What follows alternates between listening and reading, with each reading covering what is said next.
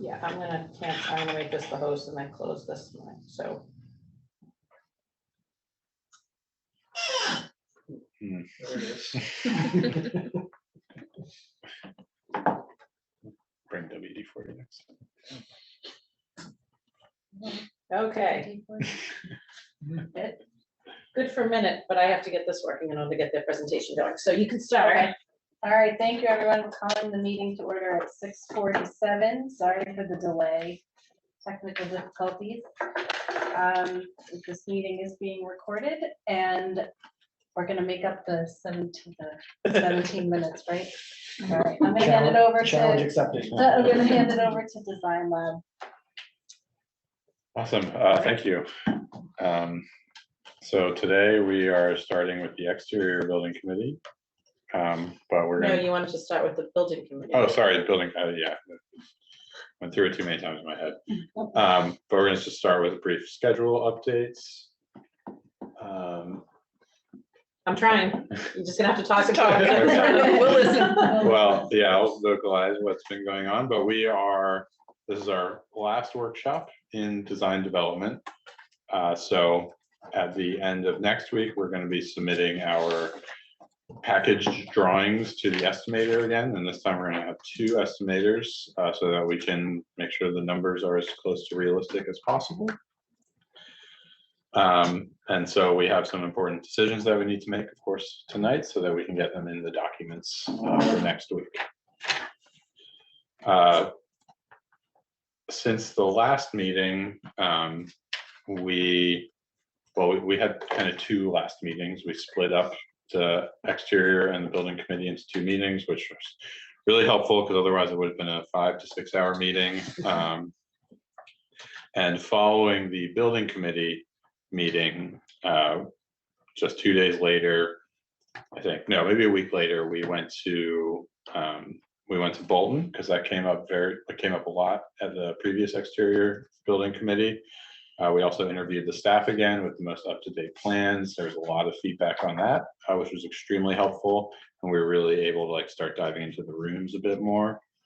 And we also visited a brickyard, which was really fun and pretty overwhelming as well. There's a lot of bricks out there.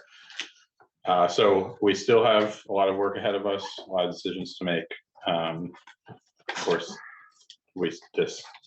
after DD, we're going to be moving into construction documents, which is when stuff gets a bit more real. We start to think about the details more, how things get put together, what's inside the walls, what's on the floor, what's on the ceiling, all stuff like that. Great, made it. Yes, you can.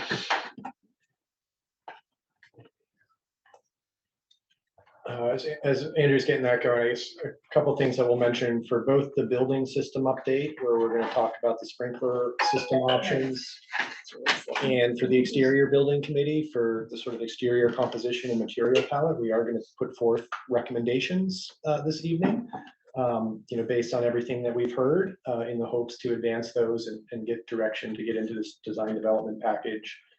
And then the other thing we wanted to mention on the schedule, we don't have it on here because it happened just today, but we met with the traffic committee to Start the process of the one-way on common roads, which was good, but I think we need to politely put pressure on that team to get the wheels in motion. No pun intended.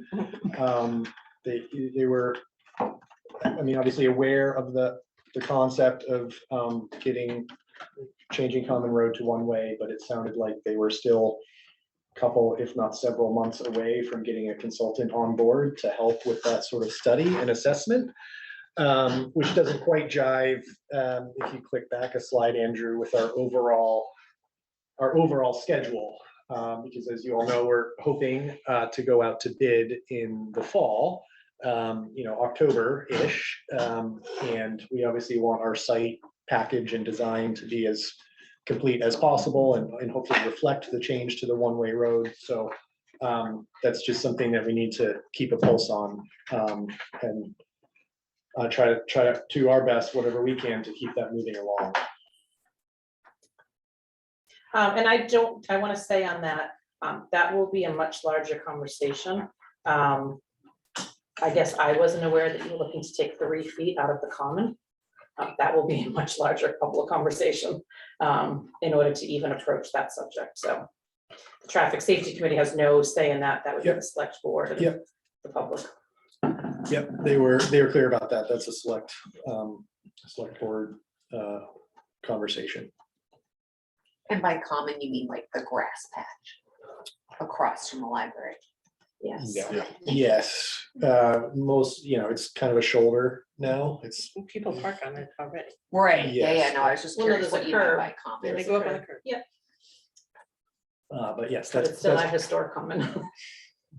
that's part of the conversation. So that's kind of one, one piece, and then the one-way road is sort of another piece. So plenty to do there.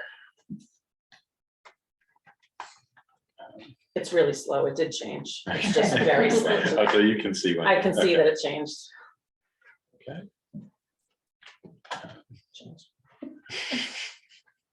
Wow. I know. Well, today we're going to be going over the staff feedback and the programs in the building plans, and we're going to have a few updated interior views to show you. And we've asked that the exterior building committee try to make it to this part as well, because it does, like, everything's starting to come together. So the inside is really influencing the outside in certain places.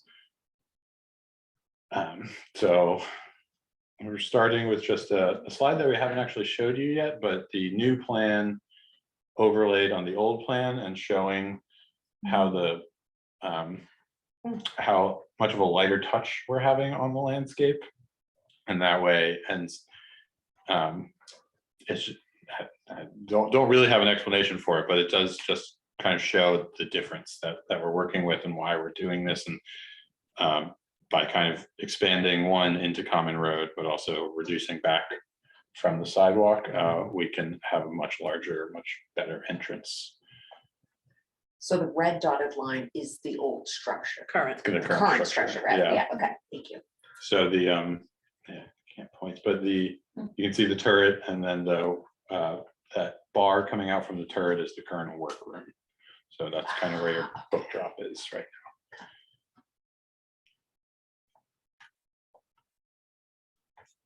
now. So these are just the previous plans that we showed you. So this should be pretty familiar. These are the ones without the terrace that we landed on. And these are what we showed the staff. And we got a lot of feedback. This isn't all of it, but this is what had some pretty big effects on our plans. So the workroom, we got a lot more detail on what actually needs to fit in there. Holds, processing. Sorry. Workroom, not large enough. Needs to accommodate holds, processing, 2 desks, office supplies, and up to 4 book carts, as well as some of the small library things and some empty bins from the Minuteman system. And it wasn't just some, I think I counted 20 something bins. Overall, we heard that more storage is required, quite a bit more storage. So we've actually adjusted the small meeting rooms from 3 to 2 after quite a bit of discussion about that. And some brief comments on the teen space. They want more visibility, and by adding more visibility, we are going to bring some of the young adult collections into the general collections area, which was okay with the staff. Does that mean being able to see in the See- teen space? Yeah, so see Okay. in from the general collections, and we'll go over the zoomed in plans. And then in the community room, we discussed the need for tables, which really means more flexibility. So we need to have some more storage in that space probably.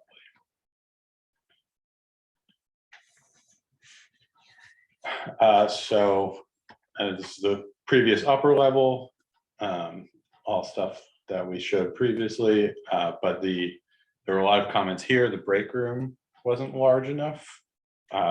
We needed to fit a refrigerator, some soft seating, personal item storage, and a small eating table in there.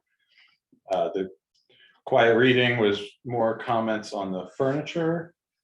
But the children's space, we talked directly with Chris, and she was really excited about the whole space. But there were comments, of course. We learned that we should probably be accommodating up to 18 children, which we can certainly fit. There's still discussion about the office, whether it's storage or office. It's kind of, and we're making it flexible enough to be both, depending on who that librarian is. And also accommodating kind of unique items like backpacks that are part of the collection, and puzzles and games and stuff like that. And the office was not large enough as well. It needs to accommodate desk and potentially some soft seating. So that was kind of a lot more stuff that we needed to fit in this building, which we'll go into, but this is our new lower level plan. So I'll just go to the zoomed in version of the addition. If you could move Richard out of the way, eventually. But you'll see here that Oh, now it's all Richard. He's fighting back. no. Well, we've laid out the workroom so that everything fits in it. We did have to make it slightly larger, and to do that, we moved the vestibule over just a few feet, and that gives us the space to store everything that was requested between the circulation desk and the workroom. So there's space for 2 desks. There's a whole processing workstation. There's space to store 4 carts and to accommodate the current holds linear shelving. Someone has a hand raised, so Richard has his hand raised. Does any of this take into consideration the potential for that mist fire suppression system? Not yet. Not yet, Okay. but we'll go over that. And as we work through the screen here, I guess I'll just chime in that I think all of the feedback that we got was, just generally right on point. I mean, it's at the level of design and sort of spatial thinking and constraints that we want to be at for this phase, looking at the room and how they're going to be working within it and thinking about like just the nuance of the day-to-day activities. So it was all really valuable.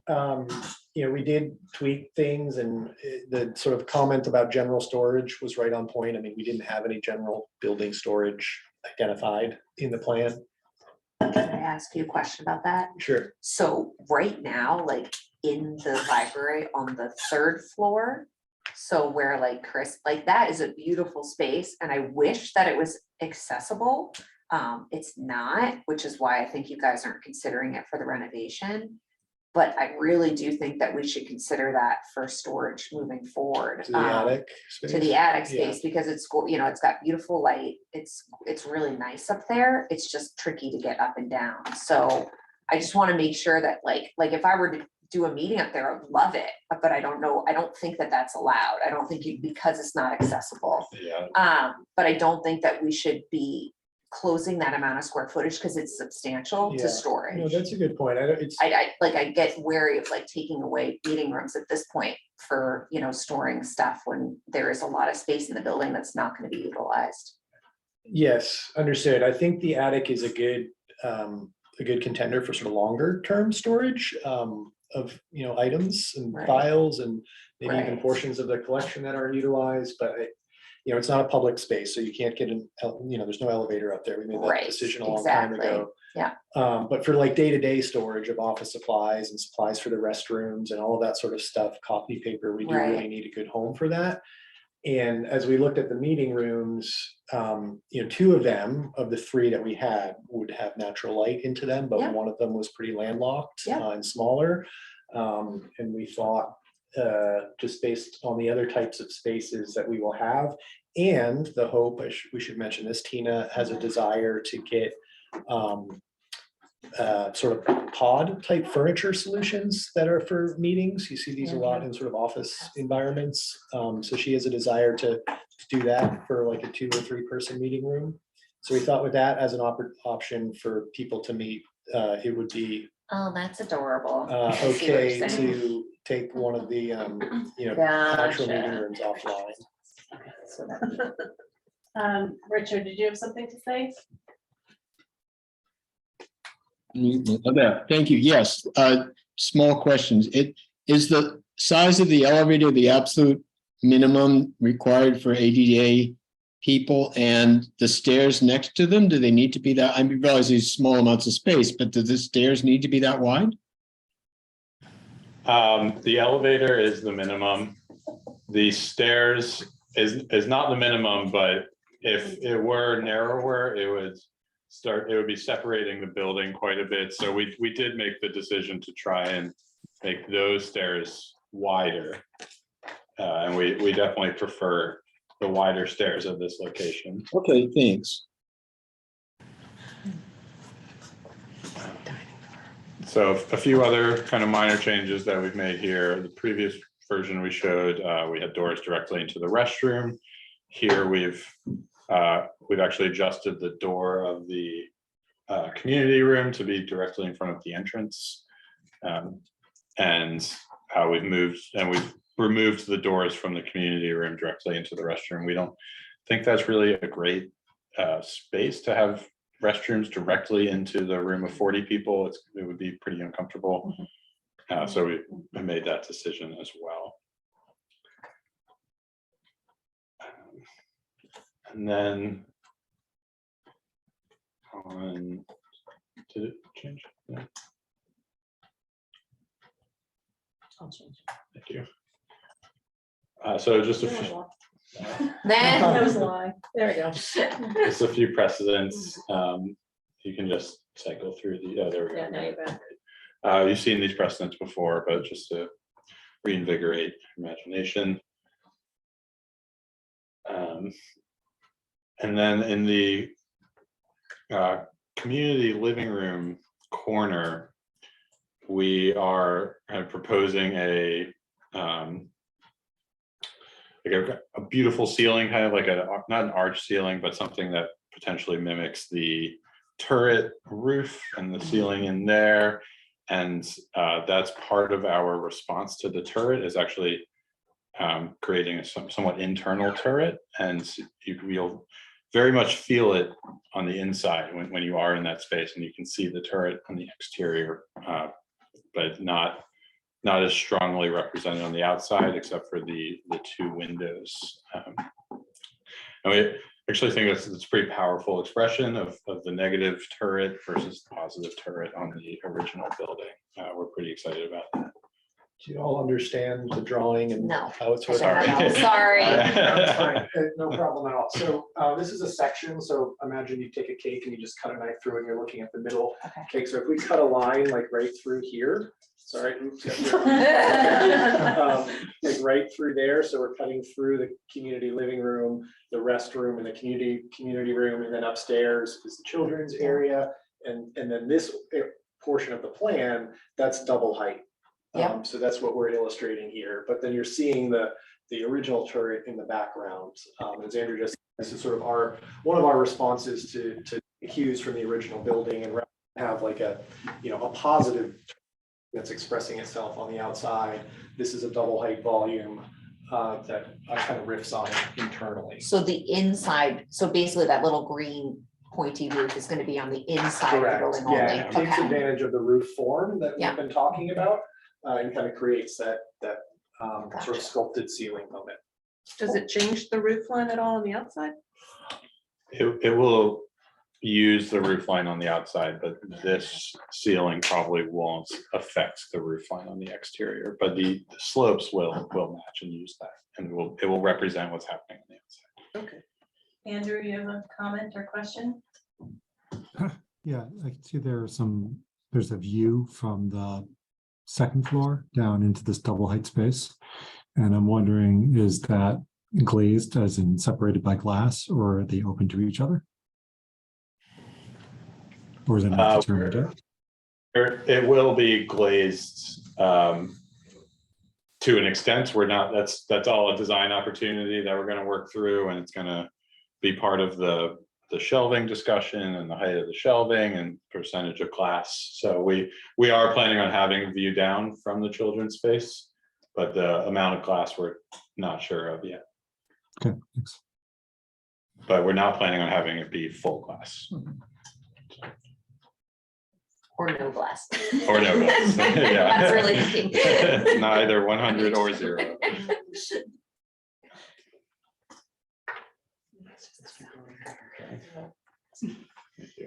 So again, just some precedents of the community room. You can go to the next slide. Another perspective of the circulation space here.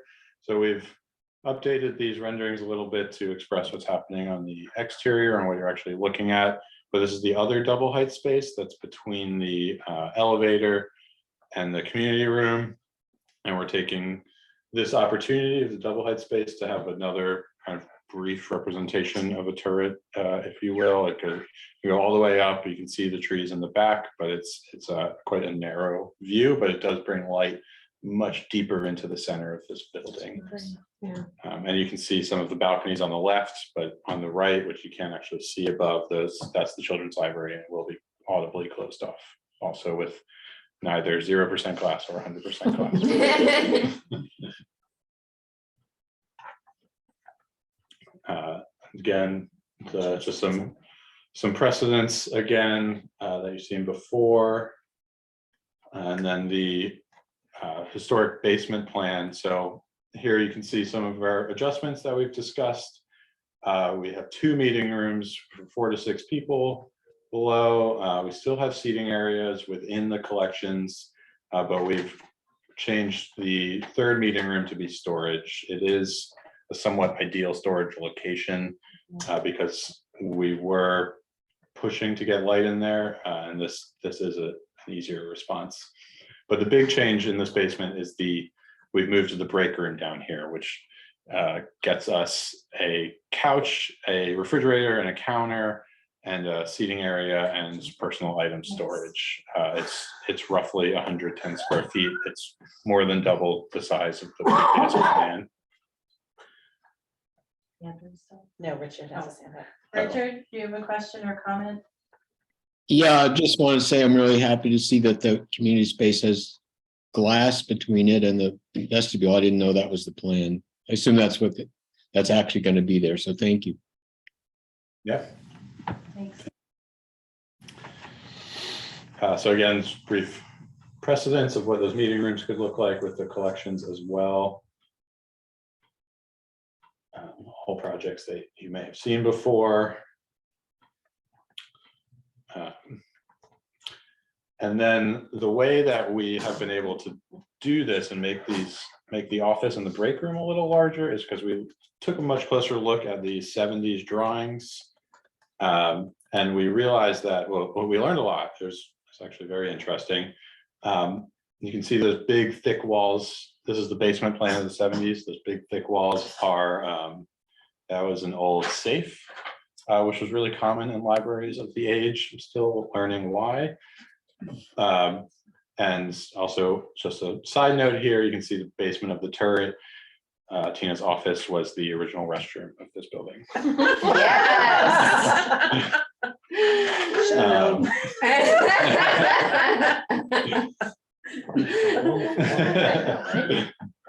And but on the, and this is the first floor, so those walls were actually supporting the safe above. And in the 70s, they demolished that wall in the back there that we had between the office and the break room.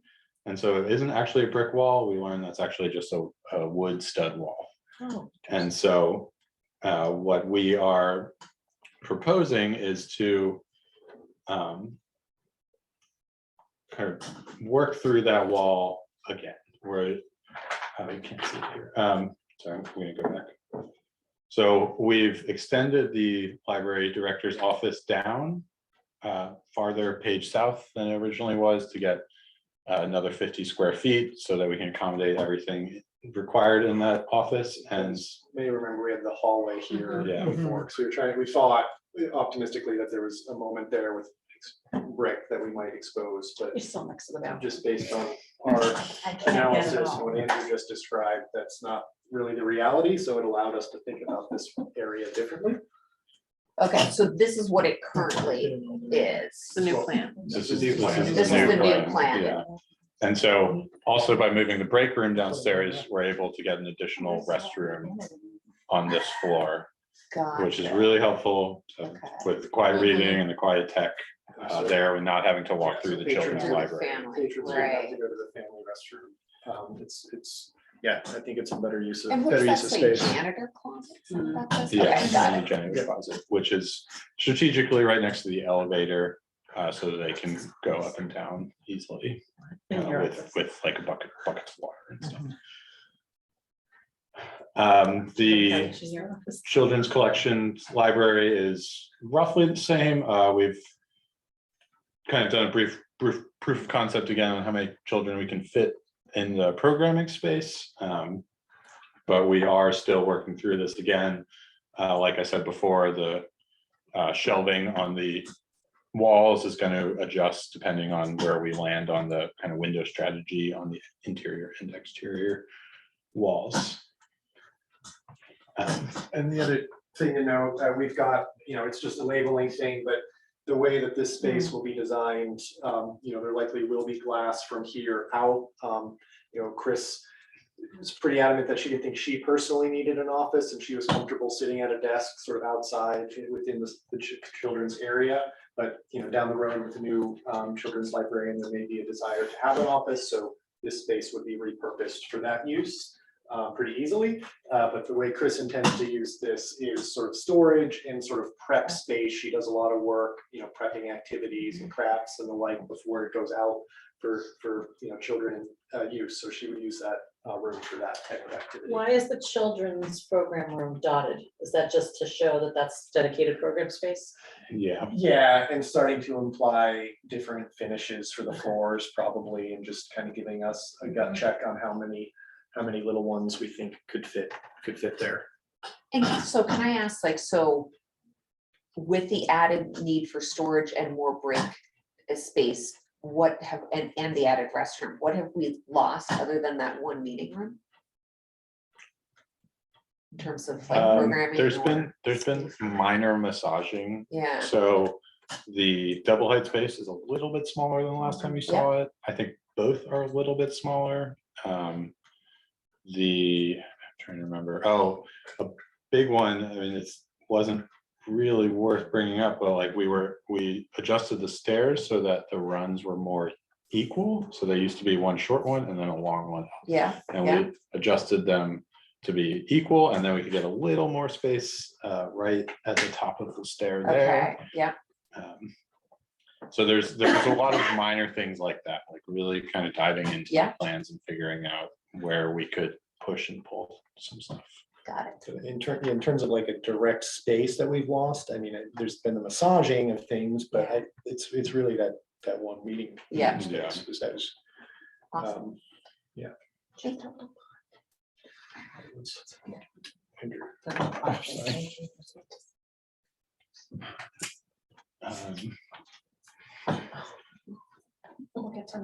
So this is that view, Richard is in the way again, but this view is looking from the elevator into the historic space.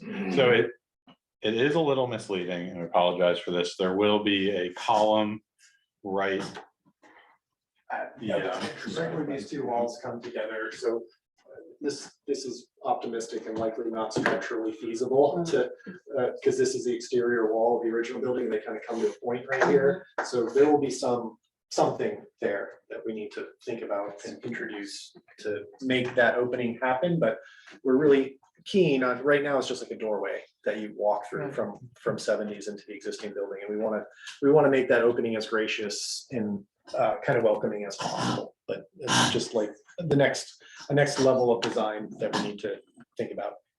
Awesome. And I'm sorry, Tina's gonna hate me for this, but I'm gonna ask anyways. Tina, so I just want to make sure, because I have to make sure I'm dotting and crossing all the Ts and Is for this, because I know that I want to make sure your staff is covered too, but so how often are the staff using like break rooms versus like workroom space, et cetera? Because I know right now it's combined, is that correct? And it's getting too much. It is, so right now, so Chris, I've never seen Chris actually eat anything. So she's secret, but JL and the part-time people will go into the workroom, and I have like a little square table back there Yeah. that they use to eat, but if they want to relax, they usually leave the building because they really don't have a place to sit and just veg out and read a book or something. So like I will just sit at my desk too, because there's really no place to go to eat. So the only time that so I'm just asking Yeah. because I don't know many office spaces now that have break rooms. I think that's a little bit antiquated. So I just want to make sure that I understand correctly. How often are they having lunch other than at lunch? Like, are they having like a lot of breaks throughout the day, or is it just a, hey, I need 30 The minutes? to eat? part-timers do, well, not a lot, but they usually have like 15-minute breaks a couple times a day. Okay. Every library I've worked in does Yeah. have a break room. Okay. Separate from even like their lunchroom sometimes, but like Okay. obviously we don't have the space for Right. that. No, so, that's why I just want to make um, sure that I'm. Yeah, I don't know if I'm Asking answering your that. question. but- No, you are. I just, like I said, I don't like the idea of like a room that's sitting empty like 90% of the times, yeah. day. So That's that, I fair. just want to like push Yeah. back on that a little That's bit a- because that's I don't Fair. like, if it means that the workroom twice a day becomes a lunchroom, you know, like, or 3 times a day, if the workroom is becoming like, you know, where you have a table set up or an area of that space that's separate, but I just want to make sure that we're really I like think the thinking problem about in it. making them, not that you're saying this, but in Right. making them one is that like a break room will need a refrigerator, a microwave. Right, for sure, water, for all sure. of those things. Yep. And it just wouldn't fit in the workroom because Yep. as we discussed as the staff, it would needed to be so much bigger than we had even anticipated. and Yep. We wanted to do back there. I think, just in our experience, yes, there's typically independent break rooms aside from a workroom, and when you try to commingle them, it just complicates things, Yep. and it's not as interestingly as efficient use of space. Yep. Because you have people who are processing books, working on top of people who are trying to have a break and their own time. And frankly, even if we just don't have the space to like add that function to where the workroom is now. So like in this town hall, is there a break room for people to go to have their meals? We have a lunchroom. It's all, You do have a lunchroom. yeah, we have a lunch. We actually have 2 because the basement has a full kitchen, but Yeah. it's a table, we don't have a full-size refrigerator, just a little half A little half refrigerator and some refrigerator, counters missing. I eat my lunch there. Thank you. No, I just want to make sure that I Didn't want to ask move on people. without answer. Andrew, do you have a comment or question? Just to build on Kat's question, yeah, I appreciate the concern about having empty space, but I think part of the break room is storage for the personal items of the people that work there. And I think it's valuable, even if there isn't a person in there all the time, keeping that separate. But I had my hand raised earlier. If we could go back one slide. I've got a question that I just want to call attention to about the inside outside of the building that I know that Design Lab is going to get to. I think one of the fundamental differences between this edition and the 70s edition is that the 70s edition sort of glommed onto the building and absorbed it like a mid-century parasite. And this edition is much more discreetly attached. It has a nice flow on the inside. And an element that they've talked about since the very beginning is the gasket, which is this kind of glass element, which is a break. You know, it's like a nice belt in between your pants and your shirt. You know, it's a break between the historic building and the new building. And I just wanted to see if you could call out and plan on level 1 and level 2 where that is, so that when people are looking at the gasket, they understand where that separation happens. Yeah, happily, the gasket on the stairs are the same in our plans now, so they represent similar thicknesses, and we've also minor adjustment that I think we made before the last meeting, but we've also pushed out the volume just a little bit to express the gasket a little. So you can see that little. Got it. Yeah. So, Okay. and that also helps with a few layout things in the workroom. So And that'll, If you go to the next view, I think you can see through the gasket to the historic turret, right? Yeah, so the stair in a way, that gasket is a nice feature, which celebrates the existing building.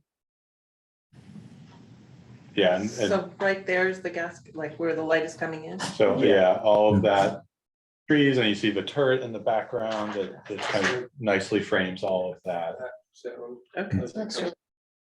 And So from the it looks like the ceiling is cutting off that window a little bit, but I know this is just design development. When you get into these details, it's going to be an elegant connection. Yeah, Andrew, internally, we've discussed that detail thoroughly, and we're going to spend a lot of time on it. it's gonna be tricky, but Yeah. we'll get it figured out. Yeah, you'll make it look great, I'm sure. Thank you. Thank you. So again, some brief precedents, just to remind you of what these spaces could look like. Children's libraries with different types of bookcases and programs and seating areas. These are all things that we're going to continue to look at and discuss and talk about in design.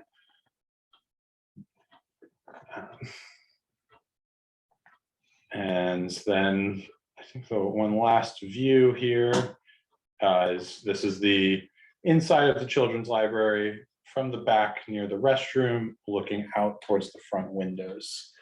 So you can see that really bright one on the left there is into the double height space. So you're looking through two windows there actually. And then on the right are some low kind of nook style windows and some higher windows bringing in the higher light.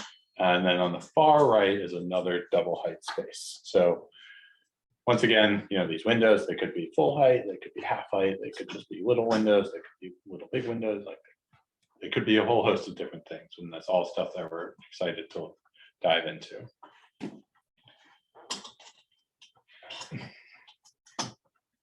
And then so you can see in this first floor plan, the changes to the director's office and the restroom and the janitor's closet and the way that kind of steps up and opens the corner. We're still, of course, you know, working through the circulation of all of this, but we've pushed the circulation desk to be in front of the library director's office. That creates a somewhat similar vocabulary to how it works downstairs.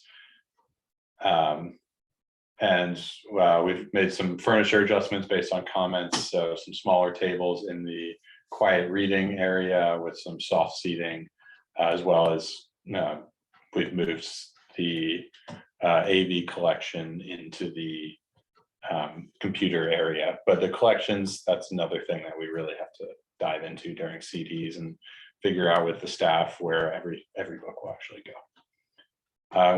We have some library of things storage and historic items collections as well on that right side near the nook. So that is another kind of design element that we're going to work through. That's really cool. Yeah, we're excited about the plan now. It feels like it's really kind of like come together. It Yeah, all it fits does. and like it's good too. So again, just some reminders of what these spaces can look like and all of the interior renderings. Before you go off of that, the bottom image. Oh, no, sorry, your 3D views. Okay. Can you talk about what those window designs mean from the view from the outside? Like which design are those window illustrations going with? Does that make sense? Yeah. Okay. So we're going to go into that in the exterior Okay, committee, awesome. but it does kind of represent some higher windows that kind of break into the sloped roof. Okay. You guys have any other questions, discussions? These are so helpful. Yeah. These views. Awesome. Yeah, we thought now that we've been designing in perspective now, so you guys should really be helping us design in perspective. Great. Well, then we will move on to brief building systems updates. Yeah, Andrew gave me the fun stuff to talk about. Right? Yeah. Now you get to be the So, bad guy. So we'll go through this stuff, it'll be familiar, based on previous conversations. We did get a lot more information from our engineering team as they've been working through these strategies. So we're gonna start with the fire protection system. We've been exploring two systems, a sort of a traditional sprinkler piping, but with the cistern as a storage, storage for all that water. So that's what we're describing as option one.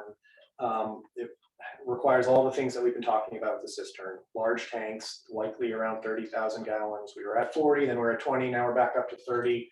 We think that's the appropriate approximate number. Very likely we'll need to go on the fire station site, the existing fire station site. It has a head house for a pump. It has all the requirements that we've been talking about. Option two is a water mist system. It does require a water storage tank, but substantially smaller, that would go within the building. And a preliminary space planning exercise. I'm not sure who asked, it might have been you, Lisa. Have our plans accounted for this? Not yet, but a preliminary space planning exercise to fit the internal tank and the equipment that it needs is around a 10 by 15 foot room. I think that's kind of worst case scenario. We're hoping it can get smaller, but it's not insignificant. That's something that we need to figure out if we go that route. If you click on the next slide, there's a lot more information here, and we'll share this with all of you. But we have what we find to be a really helpful tool with sort of the two systems laid out side by side with kind of the pros and cons of each identified. So on the left is the traditional system with the cistern, and then on the right is the sort of water mist system. So as you can just kind of tell by the color coding, red is sort of called a con, green is more of a positive. We are at this point leaning towards and are recommending the water mist system. The biggest challenge is exactly what I just said. We have to find a place to store the tank in the building.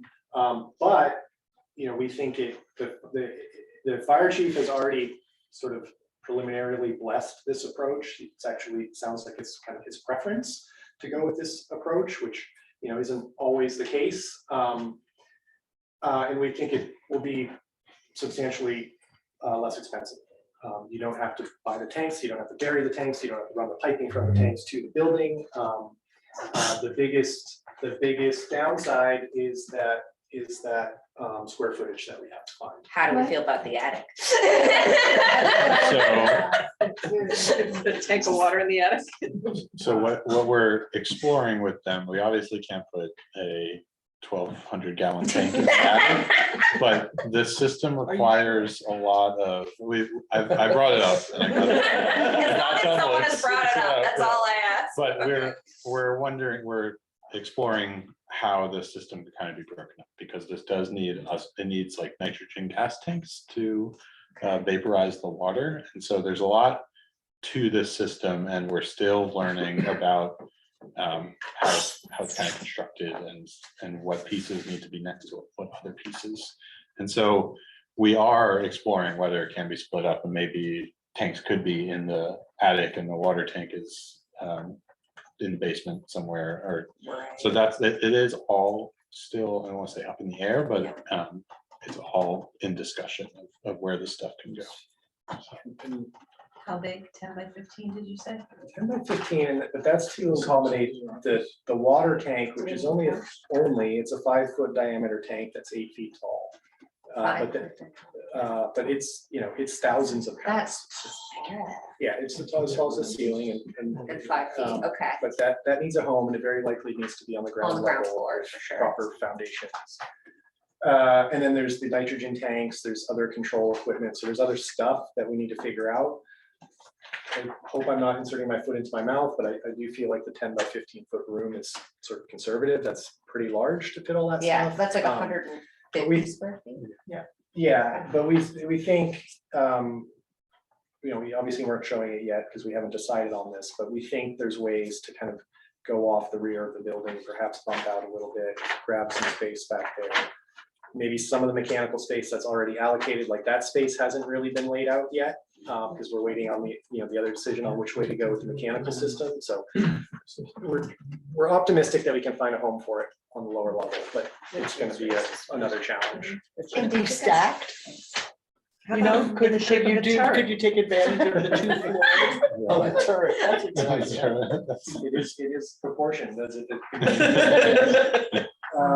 So all things, just go to the next slide, because it just, I mean, our recommendation with all of the things that we know, is to go with this mist system. There is a challenge ahead of us to figure out, but we think it's lesser intense to figure out than all of the cistern components.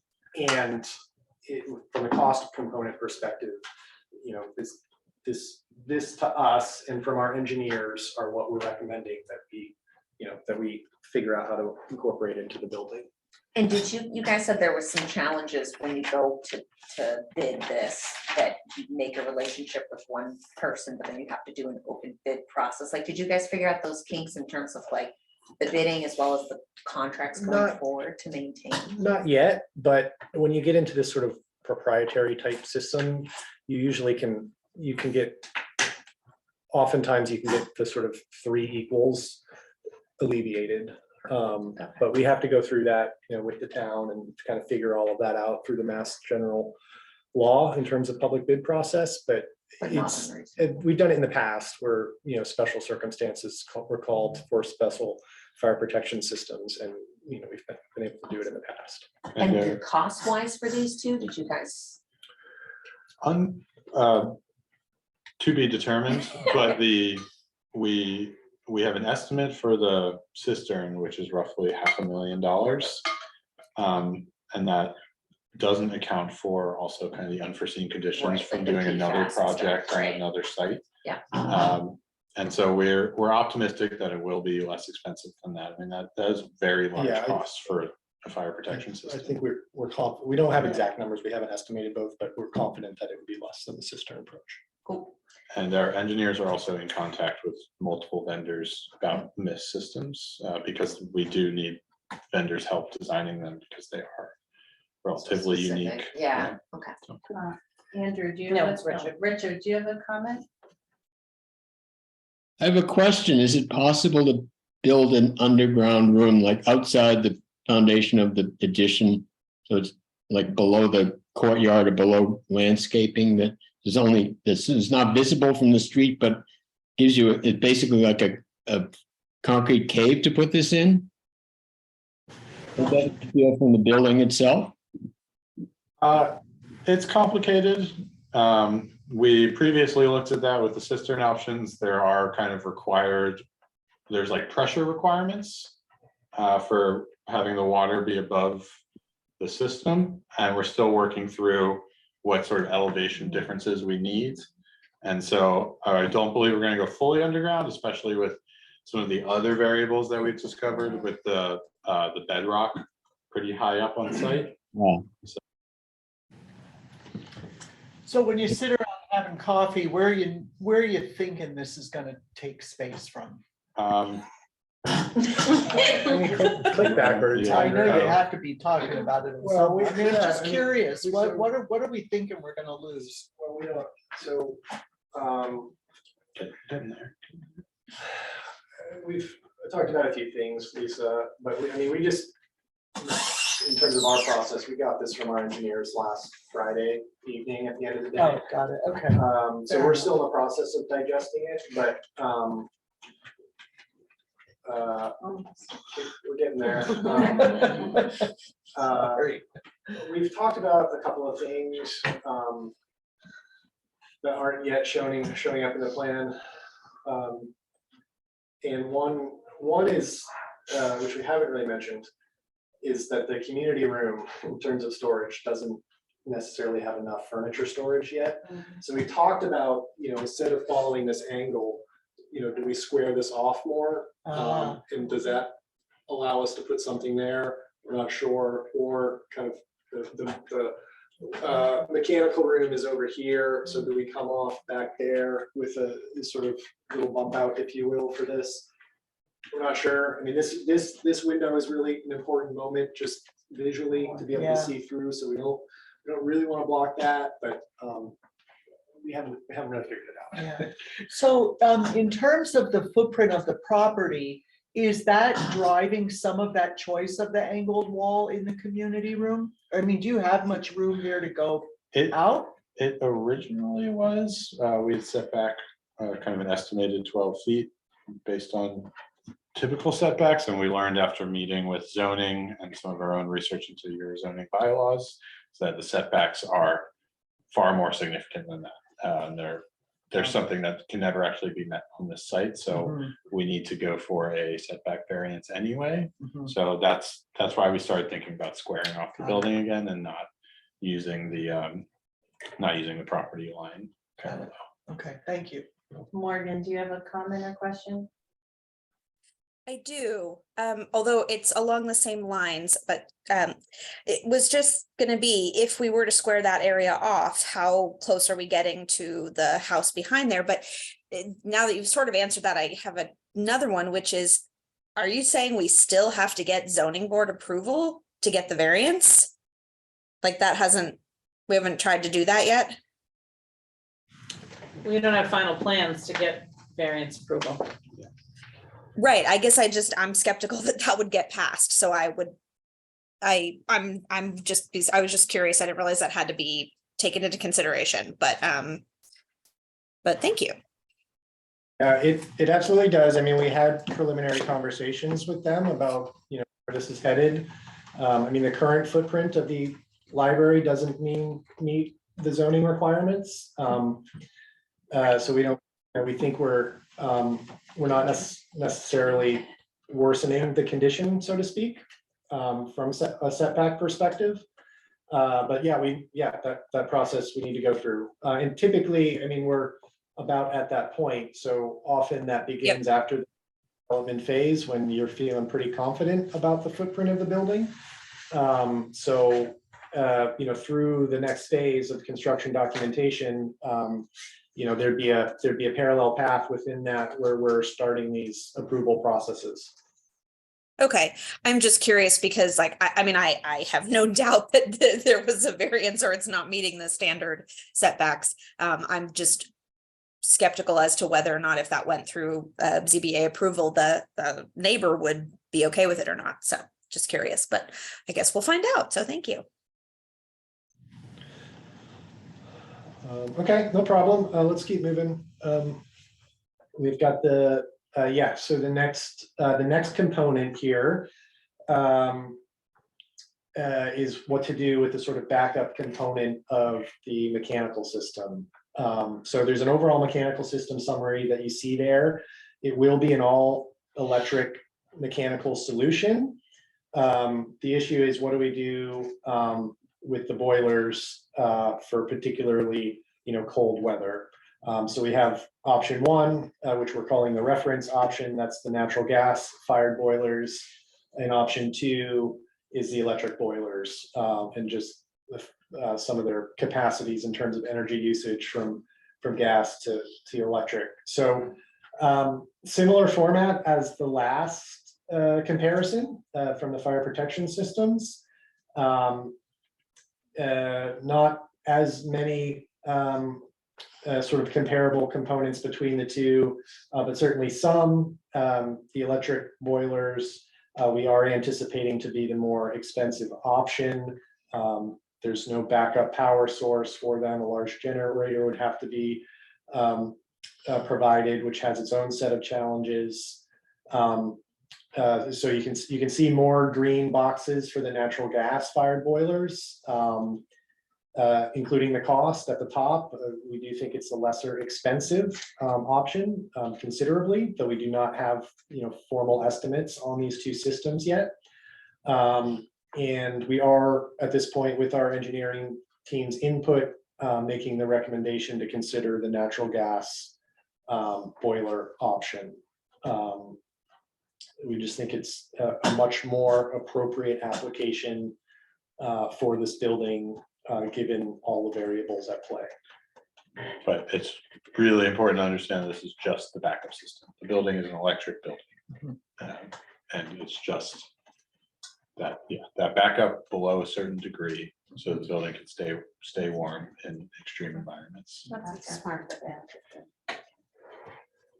So we're, these are big decisions. We recognize that, and we're kind of giving you all this information, tonight for the first time, all together with all of the variables as filled out as we can with the information we know.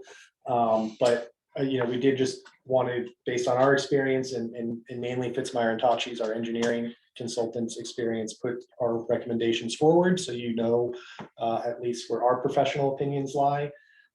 So that's the water mist system for the fire protection system, and that's the natural gas fired boilers for the backup system. Do you need us to vote on this or do anything official, or is just us making no more comment official enough for you to? We'd love you to vote for it, but we thought it was, we frankly didn't think it was totally fair to ask you to do that tonight, because you're just having the information in front of you for the first time. But it's up to you. If you're comfortable doing that, please do. But if you need some time to digest it and want to come back to us with an answer, that's okay too. John. Well, it might be good to touch on the grant. Well, that's what I was gonna Conversation before making a formal That sounds vote, if great. it's headed that direction. I do have a little nugget to share with the committee. If we want to do it now, I can, but I had a pretty good meeting last week with or I should say your Green Communities rep, Kelly Brown, and your chair of your Green Advisory Committee, Arnold Epstein. So we talked in particular about the building decarbonization grant, which is eligible for projects that are a renovation that are planning to decarbonize. They're going to convert their mechanical systems to a fully electric system. So what we got out of the meeting is it's a very competitive grant. Recipients of the award, the full $500,000 tend to, no, I shouldn't say 10, I think they may exclusively be fully electric systems. So, she pointed to a couple of recent recipients, I forget the towns, Beverly. Dover, Beverly, and Melrose. Right, that, there you go, that did not have gas backup systems, right, did not have fossil fuel-based backup systems. So those are successful candidates and such grant. So, I think it stands to reason that if we did have a fossil fuel-based backup system, we wouldn't be as strong as a candidate to get the award. That said, there's other benefits that is Design Lab has said to having the gas backup. It is cheaper in the beginning, right? A lower upfront cost. So I don't know that needs to be necessarily the deciding factor in this, but I just think it's worth mentioning that I think it might preclude you from being eligible for the grant. What is the grant called? Just The decarbonization, building decarbonization grant. Under the green communities. Green communities. so it's like a state-sponsored grant.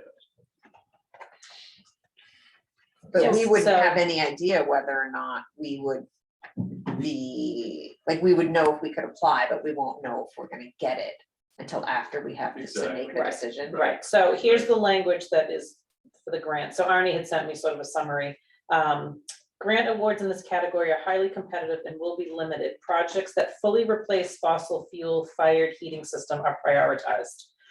So we certainly could still apply for it, but they put all electric systems at the top of the list, and if it's a competitive grant.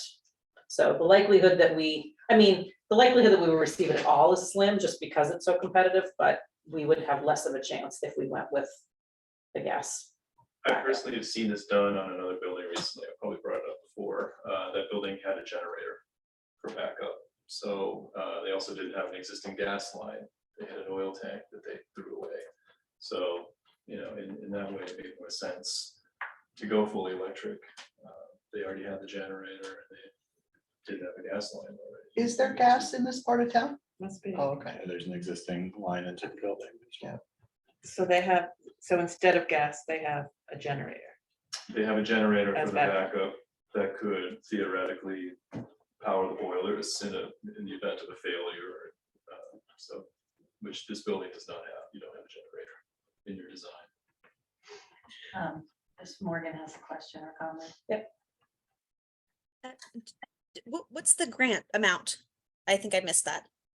500,000, I'm sorry, say that again? 500,000. $500,000. Okay, I mean, that's significant then, so, For a mechanical system, that could be between 600 to 800,000. I'm just ballparking, based on the schematic design estimate, I think the mechanical system in total was $670,000. So 500,000 obviously would wipe away a large chunk of that. And But there- again, we there are- don't automatically get it if we choose all electric. Right. It's still It's Yeah. a risk, exactly. And there are additional things to consider. If we go with an electric boilers with a generator, that is, we're pretty sure that will be a more expensive cost than the gas boilers. There is also, I mean, it's hundreds of thousands of Yeah. dollars more, is what Fitzmyer Tachi said. yeah, Their estimate, and this is all, I think what we ought to do, but I'll pause and say that in a minute, but I mean, they were throwing around $200,000, if not $300,000 premium to go with the all-electric solution. So yes, that's less than the $500,000 grant, but if the $500,000 grant's not guaranteed, like that's an important thing to be thinking about. So Can I ask, on the all-electric system, you mean generator, the all-electric system and the all-electric backup, or just the all-electric system without the backup is several hundred thousand? Included the backup. Okay. But what I was gonna suggest, because I know I still don't feel like on this one, I feel like the missed decision is kind of straightforward, like I personally feel like we should just be running with that. This one, what we were intending to do is to take both strategies through the cost estimating process. Our engineering team is gonna hate me but because they have to do basically two parallel designs, but that will then give us a better understanding of what the premium is to go with the system. So I think what you're saying is right. I think maybe if we want to take a vote on the mist system versus, sorry, other one, The traditional. the traditional one, and we can table this conversation until you have estimates on both, that would be great. I think that's what makes Yeah. most sense. We ideally, in a perfect world, we'd have the decision, we'd move forward, but I think we need both. John, when does the Green Community Grant application close? October. So, and then when do they normally award? Do they give you an estimate? Takes a couple of months. I mean, the timing works out well, application timeline versus, where we are in design, it works out pretty well, but. Richard has this. Frank, have you seen these things in any of your experiences? I mean, do you have a sense of heat pumps versus electric backup or gas backup? I mean, I've seen buildings with electric boilers in them. But I don't really have an idea of, what's more expensive to operate, what's more expensive to build. I haven't seen one in a while. But, I mean, they're both decent systems, but it's a cost thing, you keep calling it backup, it's really supplemental heat. It is. Because it's, the heat pumps can only get you so, they're great systems, but they have their limits. And we have a few weeks out of the year when they're just not gonna cut it. Not every winter, but a lot of winters. Yeah. So it's really Yeah, no, that's- supplementing, and how you're gonna achieve that. It's not, and it isn't so that 500,000 BTU, that's not to heat the whole building. The other systems are still gonna be running, right? Yes, Yeah. So it's, they're gonna be working in tandem. correct. Yeah, the other So- system, yes, exactly. Sorry. Richard, do you have a comment or question? Yeah, just maybe it's obvious, but the electric boiler system is not fossil fuel free because any generator is going to require either propane or natural gas to run. Good point.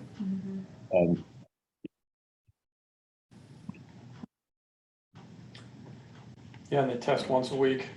Yeah, they're allowed And to. they're not insignificant in terms of space, like. Or cost. Yeah. because we looked at it for this building. They're not cheap. Yeah, you gotta find a place to put it, you gotta put up with the tests. So That's part of one of the downsides to the diesel pump for the sprinkler too, is you have to run once a week and.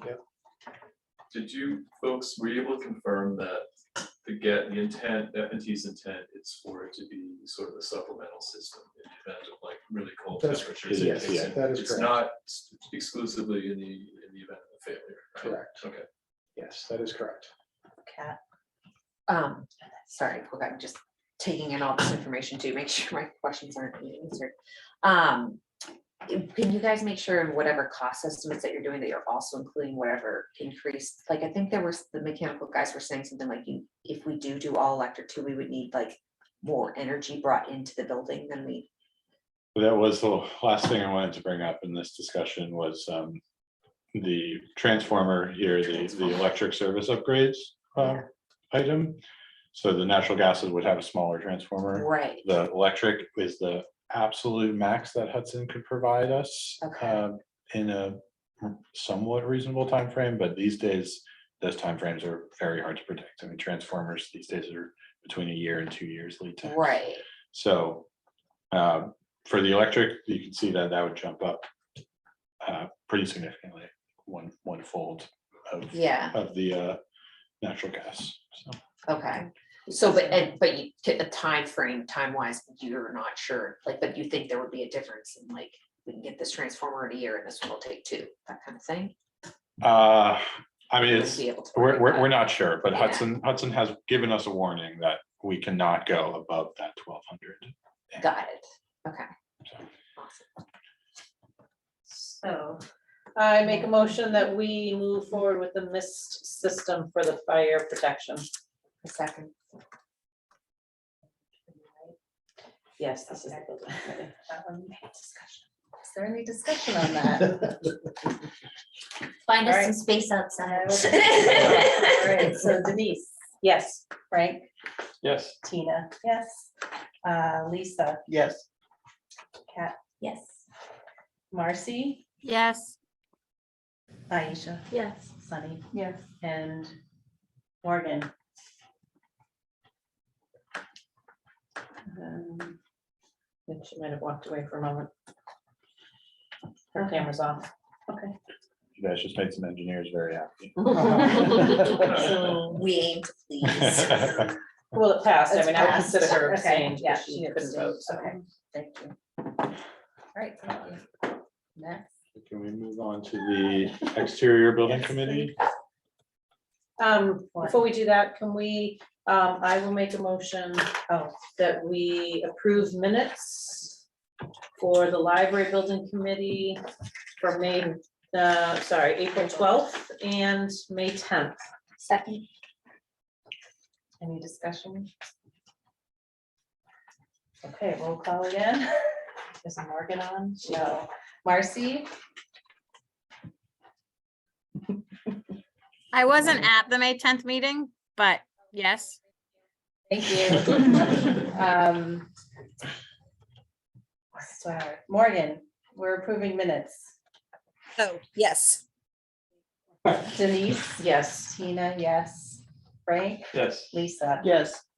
Kat? Yes. Aisha? Yes. Sunny? Yes. That was unanimous. Okay, All right. don't put that away. Oh. I make a motion that we approve the April invoice for Design Lab in the amount of $90,120.38. Seconded. Thank you. Aisha? Yes. Sunny? Yes. Denise? Yes. Frank? Yes, Tina? Yes. Lisa? Yes. Kat? Yes. Marcy? Yes. Morgan? Yes. That was unanimous. So just in case anyone from building committee can't stay, you're welcome to. Okay. Thank you. Do we have like a Collier's invoice that we need to approve? too? No, we already did one at the beginning of the month. You get this one for free. Until next All right.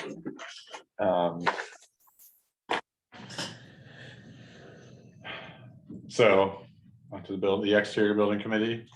Just a reminder of everything involved. Interior, exterior, and landscape are all one. Really important to consider all of these things together. And so on the screen is our most up-to-date plan with the most up-to-date landscape plan. Just keep this all in mind when we're looking at these views and these designs. So just go over briefly what we discussed last time. There's a dense arrangement of materials in the existing building. There's a lot of detail there. There's some differences in the materials. There's brick, slate, copper, sandstone, and granite. And then also quite a bit of detail in the interior and quite like tall, skinny views to the exterior. We showed these 3 options last time, but we strategically didn't choose one single option. We split them into 4. I think we're all very well aware of that plan. We talked about the cap and the windows and the corner and all the materials that we proposed. We heard a lot. As you all know, there were 40 people at that meeting, which is awesome. It was really exciting. We heard a lot of opinions. We also heard a lot of contrasting opinions. We think that there was really only one kind of unanimous decision, which was less glass on the corner. But for example, you can see we did try to quantify what we heard. That was kind of the goal of splitting it up, but of course it's a subjective opinion. So we didn't have this versus that for all of them. So on screen, you can see kind of what we heard, but for the cap, it was this or that. It was symmetrical or asymmetrical. And of course, we heard 5 symmetrical and 5 asymmetrical. But for the window arrangements, we heard about the vertical dormers. We were asked to study those more. Of course, we heard less corner glass. We heard a lot about the kind of dual tones that we had, the high base versus the dark slate. We got some positive opinions on the low base in contrast to that. We also got some positive opinions on the 3 sections versus the dual tones. We also heard, in contrast to that, the cap to match the existing roof. So there was a lot to work with, a lot of opinions. And kind of consistently mixed feedback. And we also heard some additional ideas outside of those 4 that we chose to discuss. We heard a lot of requests to complement the turret in some way. We also got a request for significantly more architectural detail in that facade.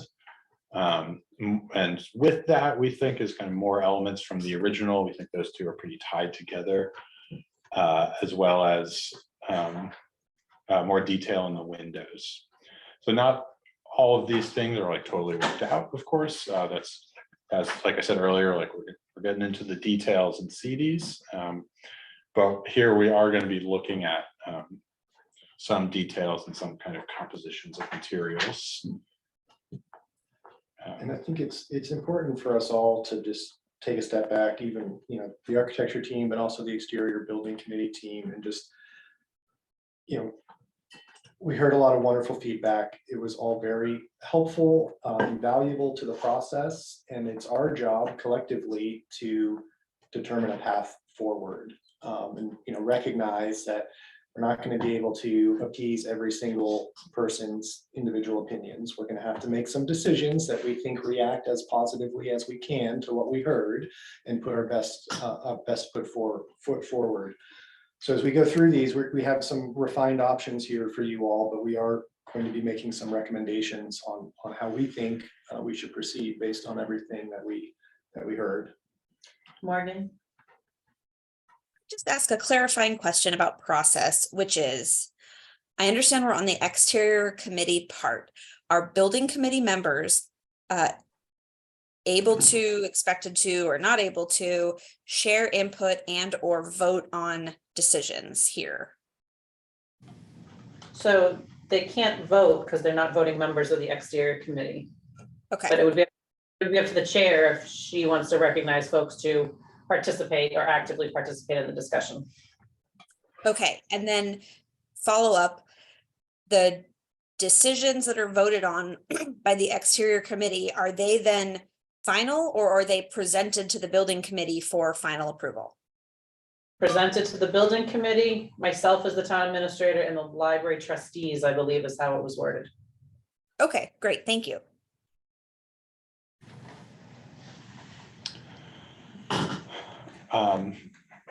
So here are some precedents that we probably showed all of these to you before, but just like you to kind of look at the materials in these and remember that everything is viewed at a different scale. So right now, these images are viewed quite far away, relatively far away to these images, which are the exact same projects in the exact same place, but they look quite different when you actually get up close. And there's quite a bit of like tactility with it, and depth when you're closer to them.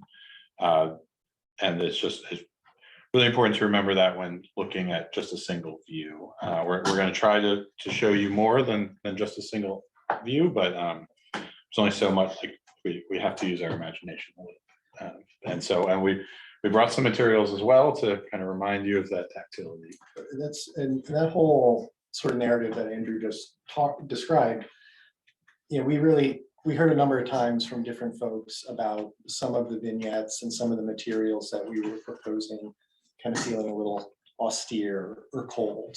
And we really heard that. And as we walk through these next slides, hopefully that comes to light more, but we want to land on a material and a composition that has a tactile quality. It feels natural. There's texture, there's shadow. It feels appropriate and in tune with the original building. So as we click through these slides, I mean, we are on the next slide, we have the sort of material palette that we proposed last time. There's still variation in what materials we were talking about.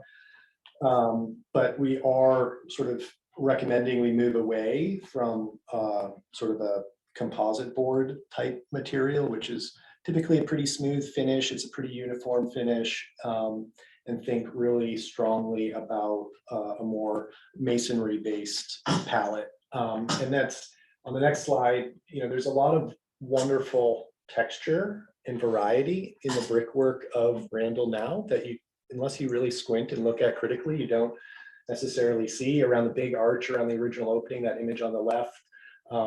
It's all the masonry sort of fanned out to create that arch, and there's different sizes of brick and different widths of mortar joint, but then there's also that sort of texture of the bricks on end, sort of that soldier course popping in and out to kind of create a really nice texture. And then that happens again up above at the tippy top of the gable.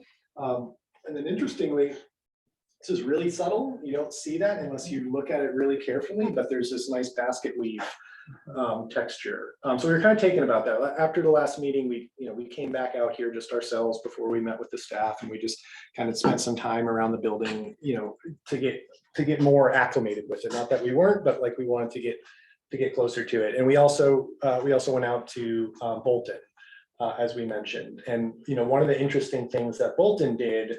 It's a very nice library. It's very well done. I think there's some important distinctions to make from that building, and particularly the site and what we have to work with. Their site is just massive compared to what we have. And it's mostly flat. I mean, there is grade change, but like our building sits up on a hill, and just given the site constraints, we have to be next to the building. This worked really nicely. They were able to put the whole addition behind the original building, which, yeah, I mean, it's a great response. We can't do that. And this addition is easily 3 times the footprint of what we're talking about. So it creates this sort of volumetric difference between new and old that it's just not part of the variables that we have. But anyway, one of the things that we really, liked about it, and frankly, our minds were headed this direction. We're always talking about ripping off the original building. What are the materials and textures and qualities of the original building that can inform our design?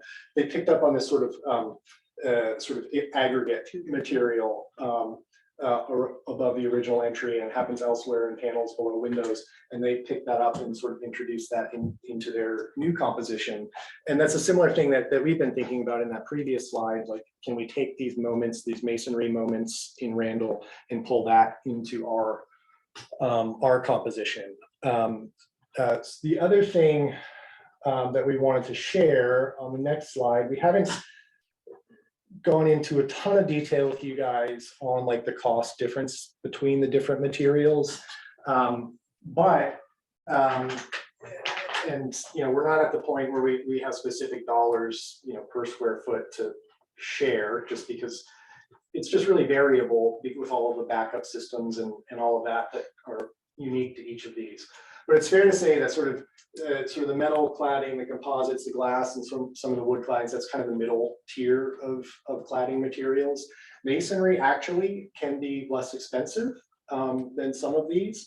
And then on the other end, stone and slate is kind of on the other side, sort of the higher tier. So with all of that in mind, the sort of the comments that we heard about sort of tactility and texture and not feeling cold, picking up on some of the detailing in the original building, the cost component, we're recommending this evening, and you'll see options here in a minute, of a sort of all masonry composition. So stone and brick, with glass, of course, for windows, but that's in the slate roof, potentially as cladding or as roof. But we're recommending that we kind of move away, based on everything that we've heard and what we presented and everything I just said, that we move away from sort of the composite panel options, the metal panel options, or wood cladding. So that's kind of a big picture recommendation that we're making, and you'll see options here in a moment that talk about those. If you go to the next slide, but it's important at this stage of design, as we reach this next milestone in our process at the end of design development, that we get in our drawings reasonable representation of the exterior wall system from a cost perspective, that we can get numbers that are getting more dialed into where this thing is going to land. So we're hoping today, after we go through these options, to be able to walk away with at least the confirmation that, like, yes, this approach feels appropriate in terms of stone and masonry being our primary materials. And if we go that direction, that's awesome. That's what we want to walk away with. But there's a lot more conversation to be had, and you'll see those here in our slides, like, what is the combination of stone and masonry? We've got some suggestions that you'll see here on screen, but as Andrew said at the beginning, I mean, the options for masonry is frankly endless. So we'll have to dial in on the right type of brick, the right coursing, how it all works together, and you'll see a lot more about that in a moment. But that's what we're hoping to walk away with tonight. And that's kind of like our big picture, response to what we heard from our last meeting. So just to kind of jump off on that idea of like how overwhelming the idea of masonry can be and how many options there are, it's like there's endless options, and there's endless options in the shape of them, and there's endless options in the way that they can be laid and the bond types and all of this. And this is what we're starting to get really excited about, are like details, kind of like what you see on screen. The two left options are called sawtooth bonds. They provide a lot more depth into the facade.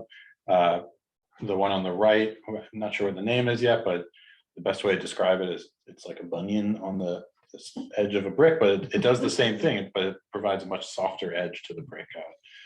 And the middle one is kind of just a bunch of different bonds right next to each other, which is quite beautiful. And we've been studying how these can be arrayed set up so well.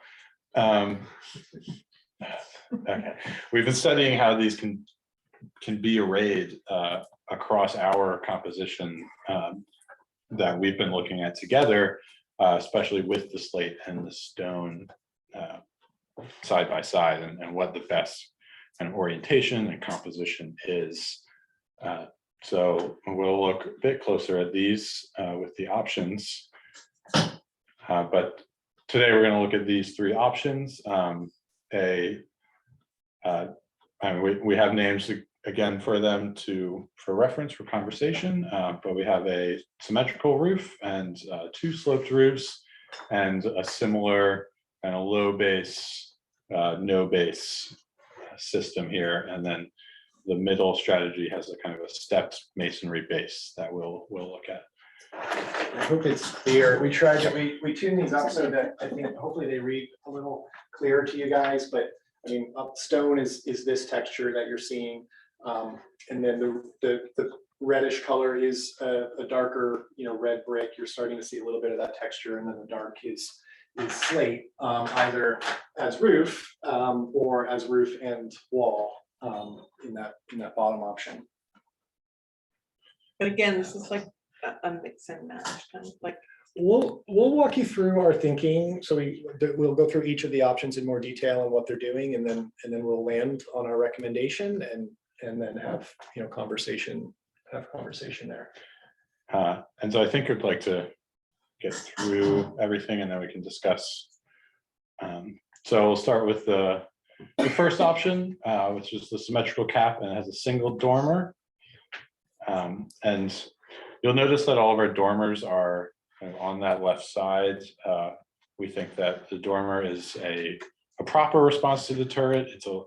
It's not as proud as the turret, it's not as tall, it's not as wide, but it does respond. And we talked about internally a lot where that dormer should be. Should it be on the corner or should it be in the center? And ultimately we landed on it being in the center because we're reorienting the existing turret to be in the center rather than the corner. We thought that if the dormer was on the corner, it would take away too much from the original turret. So there's much more about that, but you'll notice that all of that is in the same place. So this option has a stacked stone base, a brick field, and a slate cap. And the details here are, we have a sawtooth bonds as the gap between the windows, and that provides a bit of horizontality, but it also defines the verticals with the edging on it. And you'll notice that there is an arch in this one. We are considering representing the arch through the same detailing as that horizontality. So this is just kind of an experiment on how that would work. The radius and the height and the size of all that and the detailing in it is all something that we would work through, but we are intrigued in that representation of an arch. That is so subtle. So you're saying like the brick pattern is making the arch? Yeah. Thank you. Yeah. It's so hard to see, so I just wanted to Very make hard sure. to see. So that's what this, okay. And so again, that kind of depth idea, like you have to consider that that single slice of the building of the facade when looking at it from farther away, and kind of the differences that you see and how the arch may be more subtle when you're farther away, but as you're closer, it might actually be quite deep and appealing. The next option is we have two dormers and a changing base that changes height from the high to the low, and a cap that is sloping away from the existing building. When Andrew was describing, like we've moved the dormers, we had experimented with more vertical expression here, but we're moving it more towards what we call the center of the overall composition. So originally the turret was an anchor at the corner, right? And now it's sort of the centerpiece between new and old. So we there's this direct sort of conversation that's happening between the very strong verticality of the turret and then the introduction of our taller dormers. And we've experimented a lot. We've refined it down to what you see on screen here, but we've looked at different quantities of dormers in response to what's the best proportion and the right response to that turret, which is why we had one and then two, and we even had three in some schemes last time. and it's similar, sorry, I meant to make this point too, but there's this, the turret sort of sits on a base, right? And, we're intrigued with the idea in that previous diagram showed up, you're seeing it here in where the stone is, it starts to give more substance here. If we take that stone and let it be high and then step it down at some point, it kind of creates more of an anchoring element for both the turret and our new addition. And we've also experimented to, just in response to the glass, there's still full lights of glass, and there's actually one more behind it that you don't see because the turret's in front of it in this diagram, back here in plan. But we're also exploring like what happens if we pull some of that stone into the gasket. So it's just not just a horizontal element, but it starts to make other relationships to the original building. And we still don't know what the base of the turret is that right? In terms of material? Gotta get. We just have the black and white image of it, unfortunately.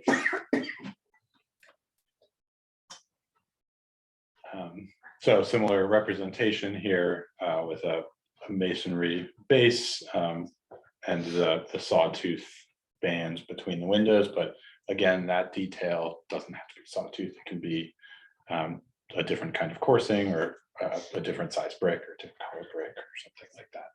So just on that point, like we're showing those to start to like give a flavor of like the next level of investigation. You may remember at like the very beginning of the design process, we talked about schematic design kind of being at the scale of the site, and the building design development is sort of getting to the scale of the room, and construction documents is like the scale of the object. So we're getting much more granular with our design thinking, and that's why we'll start to think about in the next phase, like what is the coursing of brick. So that's we're suggesting ideas here because we want feedback on it, but we're not saying that's exactly the coursing that we're proposing. And so in this perspective, we were pretty surprised internally with the look of this roof, the way it slopes away. It doesn't feel balanced at all. There's something, I made a reference internally about it being kind of hit in the head. Yeah, like a deflated volleyball. Yeah, that at that prow, like that moment with the living room right at the corner there, with the double height space, the roof just, it kind of feels like I was calling it a deflated meringue. It's like it wants to be more exciting and prominent, but it's kind of like fallen in on itself. And it kind of shows just what also different representations do to your eye, and how important it is to see these different things and consider them all. Can you just explain, sorry, if you go back again, the two-tone color of the cap? What is that illustrating two different materials? Do you want to take this? Yeah, I'll do my best. So the roof is sloping in two directions. So it's sloping, from left to right in this elevation, but it's also sloping from front to back. But the other way around. Yeah. Okay, So got it. you're seeing like, these are the slope like I rise. see what you're saying. It's also like in this instance, like that's why the vignettes and perspectives are most telling, because this is helpful for us to kind of think about the overall composition, but rarely do you experience buildings this way, right? Where you're like this eye level, you're up high, looking at it flat. The next image where we're low, like at an eye level, this is more going to be the what you perceive. And so, yeah, that light part, so you'll see them on all the options now, is Got that it. top part of the roof. But from this perspective, doesn't that, because we're looking at it, I don't know, it just seems like it's bigger than it really is. The addition looks a lot bigger. Lisa, we were talking about this, remember? Is that really the way it's gonna look from street view? Yeah, is the addition proportionate to the old building correctly, or are you Yeah. exaggerating the addition for Not intentionally, explanation? No, not there, up in your Well, I was illustration. Just trying to I was compare. gonna get, like, this is a helpful tool too, like get your eye down low and, you can approximate the angle. It really is gonna be that. It's prominent. But, I mean, it's also pulled way back. So, I mean, this is behind trees in this view. Right. If you move up the street, depending on where exactly those trees are placed, I mean, that corner of the original building is also gonna feel very prominent. if you viewed it from the fire station, the original building would look huge and the addition would look small, just through perspective, but that wouldn't tell us anything about the addition. So I think this is an appropriate view to study the addition. You know, it's closer to you than the original building. Got it. Yeah, Well, it's if a, you it's did it a, in it's a, actual height, I'm sorry, go ahead. no, go ahead. Because if you did it in actual height, you'd probably find that isn't taller than like the turret. It just, Oh, no, it's quite a bit lower than the turret. Yeah. So you, I mean, you can see here how much lower it really is. I mean, I get what you're saying about the view looking, Yeah. you know, kind of impressive from that direction. I'm not Right, if you entirely look at sure this on one, the difference between these two. Yeah. it's parts are. But it's probably roughly Yeah. 11 to 12 feet, the same as the grade change in the Yeah. landscape. It's like anything. I hold this up right here, it's more huge versus Yeah, I a mean, different angle. I mean, it is. Yeah. It is tall. I think when the windows are in it, it'll look less dumb. You know, the And the box trees doesn't and have- stuff around it. Yeah.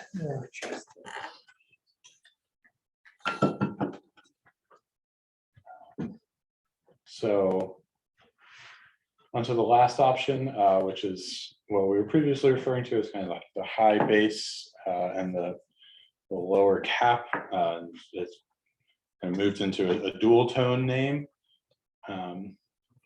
We have two dormers on it, and we have a brick base and a slate cap that kind of comes down into the siding and is a vertical wall. We also have we've moved the masonry into the gasket. And so we still have those three materials, but the masonry is no longer a horizontal element, it's more a vertical element.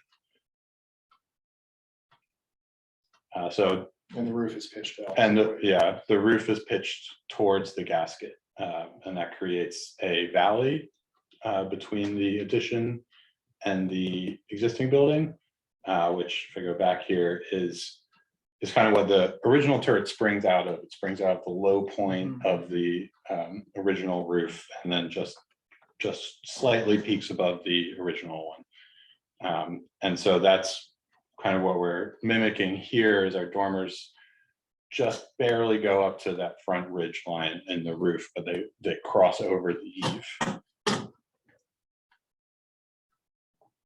Then detailing here, again, we're showing sawtooth, but it could be a different detailing. And then we have some stronger vertical coursing of the brick running on the windows.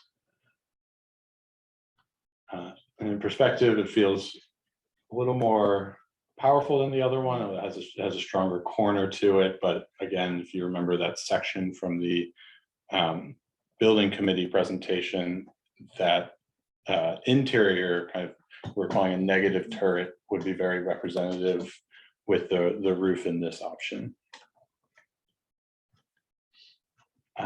So it's also, these are just the three options, but they are accounting for, can I put bricks on this table? Yeah. This fine quality table, Andrew. Yeah, all of them. So it's really important to, of course, remember how many different options of brick there are, and stone and slate. Yeah, thank you so much. You're doing the heavy lifting here. Oh my God, these other ones are. Yeah, I can go. Maybe before we kind of get into the conversation about brick, should we narrow it down for everybody? Yeah, that's. Yes, help yourself to the cookies. Yes. And so what we are recommending here is strategy 3, but 6 of those strategies at the least, because we need to consider all the detailing and all the coloring of the brick, and the masonry, and the slate. And so we're just recommending this kind of brick slate composition, but there's still a significant amount of work and coloring here that we need to work through. With a few, important considerations. So we are recommending this roof form. if you click back, Andrew, the symmetrical roof form, we feel pretty strongly that the symmetrical roof form represented in strategy 1 isn't the appropriate response. It doesn't feel, it feels in too much conflict with the asymmetry of the original building. This version of the roof in the sort of second strategy where it falls away from the turret, in that perspective view where we're kind of joking, like it feels like it's not, that the corner of the new building isn't quite proud enough. It's not, shouldn't be as proud as the turret, but like it feels too diminutive in this scheme when you look at it in perspective. So we are recommending that the roof pitch up towards this corner and then down towards the turret. So the turret still sits very, very prominently. All of the windows, with the exception of the dormers difference here and here, we are recommending the 2 vertical dormers. It feels a little bit better proportionally and vertically against the turret than the single. So that's another important distinction that we're recommending. And then, as Andrew was just saying, like, what's brick? What type of brick? Is it red? Is it gray? Is it buff? What texture is it? Like all of that. I mean, there's this plus a bunch more that we've looked at. So we want feedback on all of these, but that's sort of like the next level that we're hoping to get to. But we are hoping to walk away this evening with consensus from you all that our recommendation for moving forward with the massing, the window pattern, the roof form of strategy 3 reacts to the comments that we heard and reacts to the existing building positively. Can I ask a question? Do you have a perspective of the symmetrical roof line from that corner? Okay. Yeah, that was the first one. It'll take me a moment here. I know, I'm so sorry. It's okay. You're talking about the straight cap. Yeah, just like a flat cap, like, does that give that same impression of being squished? Oops, sorry, too far. I guess I'm obviously like a little nervous about the asymmetrical roof just because it seemed like there was a lot of negative feedback towards it at that meeting. But I'm just wondering, so you guys are telling me something about balance or symmetry or something that I'm not seeing. So I just want you to explain it to me, like really, like with the full, do you have like a view of the old building next to the new one, and explain to me what you're saying about, like, that looks very symmetrical to me. So, but you're saying that there's some sort of asymmetry there that you need to fix with the roof line. So I need your help explaining that to me. I think what we're trying to say, Pat, is that Yeah. that this feels too symmetrical. Oh, This- that feels this too feels symmetrical. where Okay. this, it's balanced, but it's very asymmetrical. Gotcha. So we Thank think you. putting a symmetrical composition next to the An asymmetry of the asymmetrical original original. Okay, thank is you. in too much tension. Okay.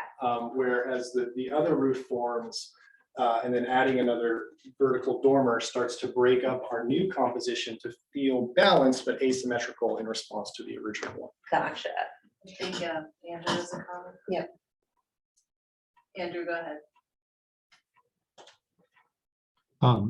First of all, thank you for the thorough presentation and the versatility of the options that you presented here and all the different parameters.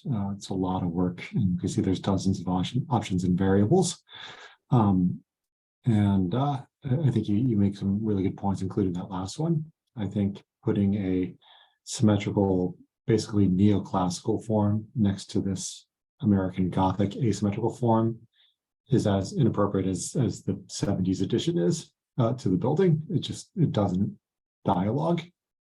And I think it's imbalanced, as you said. So while I think some folks were uncomfortable with the asymmetry option, and I understand that because I think it's not quite there yet. And maybe the symmetry looks familiar and fine. I think familiar and fine is not where I think this town should go as a community for the library. I think there should be some innovation and boldness in this. And I think the truth is in here somewhere, not quite there yet. That said, I think there are some things, some points you made about the direction of the pitch that makes sense. Could you go to the first slide that had all three options at once?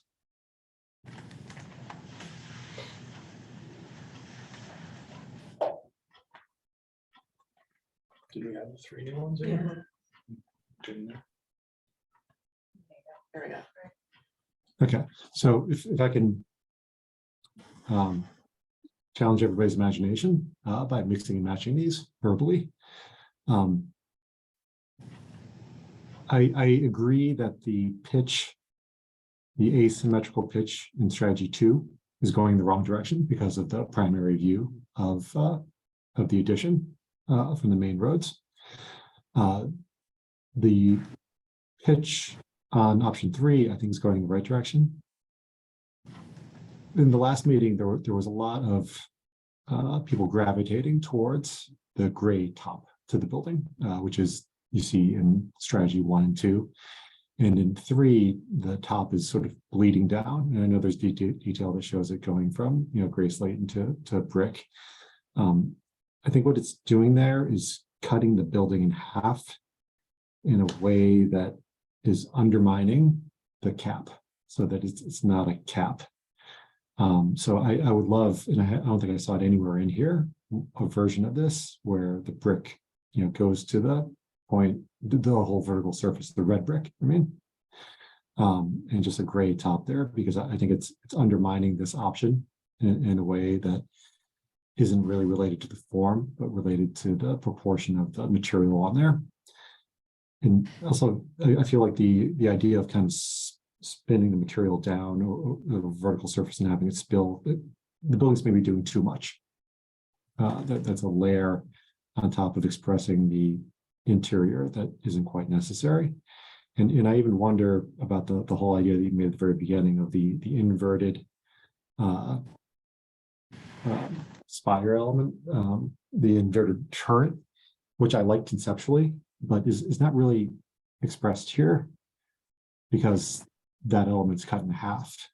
And if at least the red brick in the living room went up to the roof line, if you can picture that, I think this would read totally differently and much more in dialogue with the original building in a way that I think would be modern and forward-looking, but also resonant with people that want to relate to the original building. Does that make sense? Design Lab team, what I'm trying to describe. So you're basically saying strategy 2, but with the roof going in the opposite direction? Not necessarily. Part of that, yeah. I think strategy, maybe the strategy 2 palette. I think the strategy 2, the stone brick is going up a little bit too high. There's a bit much going on, and I think if you think of all the elements moving on this, like musical notes against the bars that the music lay on, something needs to be a constant datum. And if you've got musical notes going up and down, the bars moving up and down with them, it's noisy. And if the material palette can be a little bit more simple and horizontal with a low stone base, a brick middle is proportionate to the original building, and a gray top, and then things go up and down and push in and out according to the program, then I think they're in dialogue with each other. I think 2 and 3 are both trying to do too much, and strategy 1 is not doing quite enough. I see what you're saying, Andrew. So I'm strongly advocating for a pitched roof or something modern. But I think the solution's not quite there. I think it's in there somewhere. I think that's great, because I mean, that's where we're kind of at, and that's what that last slide was alluding to. Like, let's define the primary roof form that makes sense. Let's agree on a masonry and stone building. Let's agree on the 2 dormers, but then let's start exploring how the stone and masonry and roof start to work together. And there's all sorts of options that we're starting to hear for strategy 3 that we need to look at more, but we need to sort of define some of these key things so we have less moving pieces. Yeah, and so I guess I'm asking everyone to have some patience with that process as it plays out, because the materials can go up and down without having a fundamental change to the budget layout or programming of the building. And those might have a big impact on how you interpret this building and how it relates to the rest of the building. Some things that are going well. I think the window fenestration and forms of the windows now are much more successful than they were in the last iteration. The having the arc implied without actually literally building the arc, I think is interesting. Although maybe those bricks want to radiate out instead of being the sawtooth pattern, which is a little bit Robert Venturi postmodern. You guys know what I mean? No one else does. But to be a little bit more literal in terms of what bricks want to do. I'll stop there. I said a lot. Thank you. Thank you, Andrew. Can I give a little feedback? Yeah. Awesome. I agree with Andrew about the roof line. I think like keeping the roof line can like just having it be a cap is great. And I totally understand now what you guys are saying about the asymmetry, and I'm on board with that. I think I also don't necessarily, I mean, I think again, you said that decision can be made later, but those two dormer windows could be full length like it was in option 2. If we need the light or if we want, you know, I don't know, but I don't know if you necessarily have to break them up with that material because they are full length on the right-hand side of the building. And then I also think that little thing that like sticks out on the right-hand side, so I guess it would be like the community room and the thing above it, I still don't like, so West Branch has kind of that similar, like kind of an outy part to it, an outy part. But like, you know, even like making that even more distinct materials or separate, like, I don't think it has to match as much as it does here, I guess is what I'm saying. Like, you know, like, I think with West Branch, it was like metal and windows for like one small part of it. I think what people were really jarred by at the presentation was the full on glass with no edges. Like, I think that really made it like very boxy versus like, or like a little too modern. But that's just kind of like my opinion is, you know, again, like, I don't know if we have to go all mason with the whole entire thing. I think it was just all glass was going to look way too institutional, is what folks, I guess, were giving us feedback. And then we don't have to make decisions on coloring right now. No, it's just a matter of, do you like the votes that need to get made are like, do you like the asymmetric roof? Do you like the 2 dormers versus 1 dormer versus 0 dormers? Where do you want the roof line? Are those the questions that you're asking us, or is there further ones beyond that? Yeah, I mean, some of the stuff that kind of affects cost here, if we were to Okay. think about it that way, are like the number of dormers do like Yes. is minor, but a number. The amount of brick versus slate is Yeah. an effective number. And yeah, so I mean, sloped roof versus not sloped roof is a big design decision especially for the structural engineer. Right. For sure. I think, just to put it perhaps like as simply as possible, like we're looking for the thumbs up that like head this direction. The roof pitched the way it is, the windows composed the way they are, knowing that we've got brick and stone, but not knowing exactly which brick or stone or how much of each. Like that's what we're hoping to get guidance on, because then that takes some really big variables out of the equation and helps us kind of dial in on the next level of variable. What is the brick? What is the stone? How much of it is there? Where does it break? Yep. That kind of thing. And so one more clarifying question, sorry. So I do love that this like middle area or whatever, like your dormer can be a totally different material as well, like whether it's the rock from the base or whether it's wood or whatever it is, but you're saying like the rock. What is is the roof there flat or is the roof there? It is flat, okay. In the gasket. Yeah, Yeah, the gasket. Yeah. So we won't see that, No, it's but it's being represented right now, just so you like. that's actually the elevator head house behind. We just wanted to. Elevator head Yeah. house, okay. So you wouldn't ever really see the elevator head house because it is Right. placed like pretty much in the middle of the building, Okay. but again, because of this representation where there's no perspective in it, Yep. you do see it here. So from the actual perspectives, you really wouldn't see that. Okay, thank you. I know I'm not on the committee. When we were looking at that view inside the library, you said that was 1 dormer. Mhm. with the two, where would that other window be? And I don't want you So to go that- back to the slide, Yeah, but that would it window be was- visible from that view? That window is actually in the backside, so Use these dormers could be represented. It would, Yeah, it would be back here, where am I? Backwards. yeah. It would be back about here. The one that was in the, No, well, you could see the turret, the one that you could see the turret out, is that what you're referring to? No, I think Oh, is there looking, it's another toward the back of the property. oh, I thought it was looking out the front. No, it was the back. Oh, No, okay, it's- okay. it's as you enter, so as you come through the entry, you get a glimpse all the way through to a double height Got window it. here. Okay, Yeah. I Corresponds. know with the exactly back. what you And mean so now, okay. We've started to explore how this dormer language could carry around a little bit, like it wouldn't be, it's not super strong, obviously, it's, but it should potentially carry around a bit farther in the building, and then it starts to have some conversation with the existing chimney, and you could still see the turret in the background as well. So I know that's a lot of imagination, but Mhm. that's what we've also been thinking about internally. I just have a quick question about the backside. Do we know what that look like? Is it going to The front, is it going to be all? We're gonna. It we're has gonna that let- window. We're gonna let this conversation drive the backside Okay, as well. alright. I mean, these views are the kind of critical views. And these decisions will inform the other sides of this building. But I mean, we did show the this kind of, this other elevation in the options as well.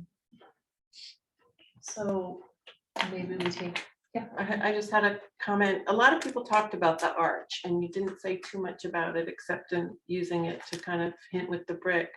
I had a thought that maybe the community room entryway would be a place to sort of mimic that arch because it wouldn't be in direct view of the other arch, so it wouldn't really be competing with it. And since that's the community room entrance, it sort of felt like maybe that's where an arch treatment could be used. We'll explore like that arch in detail more, probably as the detailing, more than an actual kind of expressive, deep shadowed arch. We don't really have that opportunity with just the space constraints that we have, but that the way that we want to approach the arch is with that kind of detailing of the masonry and bonding patterns. You didn't try just like popping an arched window on top of one of these. Oh, well, we definitely did. sure you tried. There's so many Not options in easy, our, yeah. on our computers of like arch dormers and arches over the windows and arches under the windows and all this stuff, so. Yeah, we heard the comments and we do want to react to them, and that's why we are, as Andrew's describing, like starting to hint at how can we subtly refer to the arch, where frankly, it just doesn't feel like a kind of like a gimmicky copy and paste, right? Like that doesn't feel right, but it is a strong architectural element, and we did hear that from folks that it's important to them. So we want to continue to explore that, but we think, as some of the earlier schemes suggested, like it's more in the detailing of the brick, and not like the recessed arch with the heavy shadow line that's part of the original composition.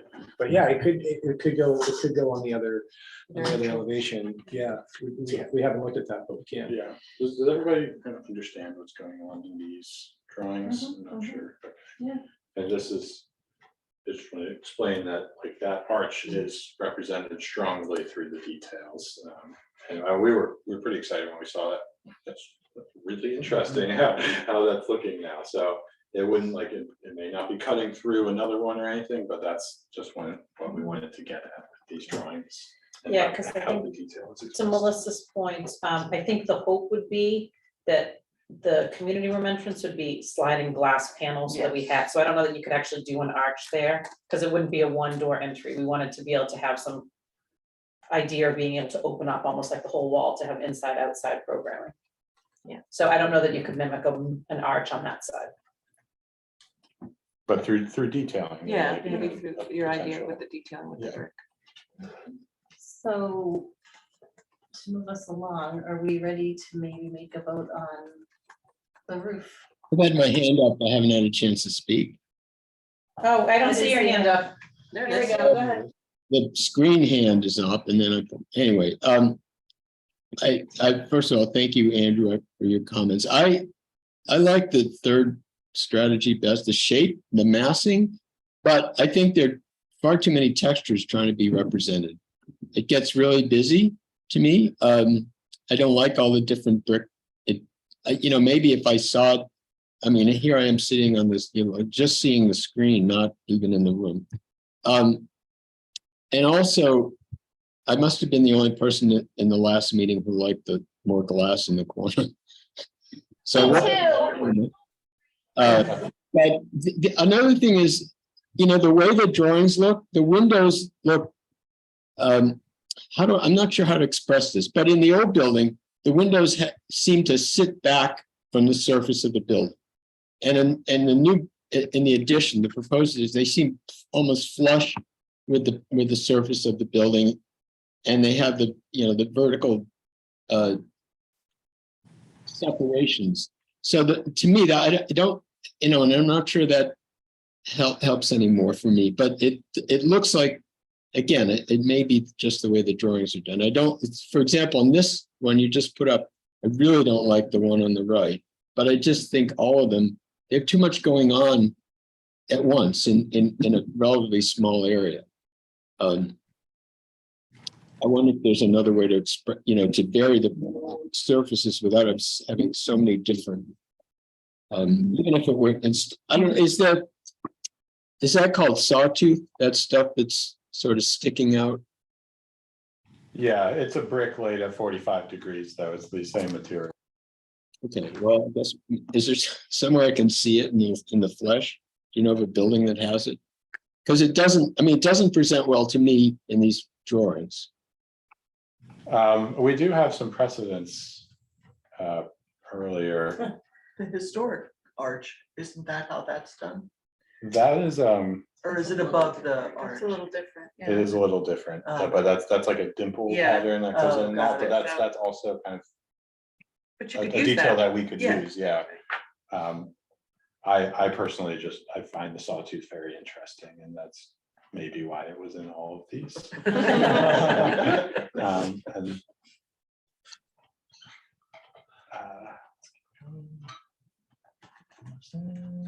yeah, so that the far left two are both sawtooth patterns.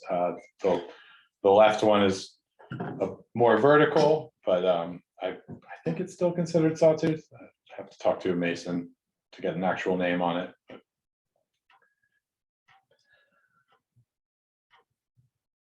The gray one is definitely the 45-degree angle. Yeah. Yeah, but I think to your point, Melissa, it could easily be just the dimple, subtle yeah. dimple in and out of what's in Randall now. So, yeah. Well, I have a question also. Earlier, partially referred to as masonry and brick as separate things. What is it? You say masonry, you're talking about cast concrete or something else? We're using masonry as an encompassing word for both brick and stone. Okay, all right, thank you. When we say all masonry, it'll be some combination of brick and stone or all brick option. And what is sandstone? That's stone, but not something that you would consider using it.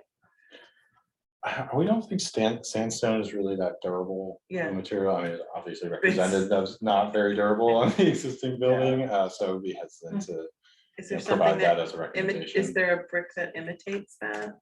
There's cast stone, which we very may end up with some windowsills or Yeah, perhaps just- water tables or shelves or transitions between different types of brick. But it's like a manufactured product. It's not an actual stone.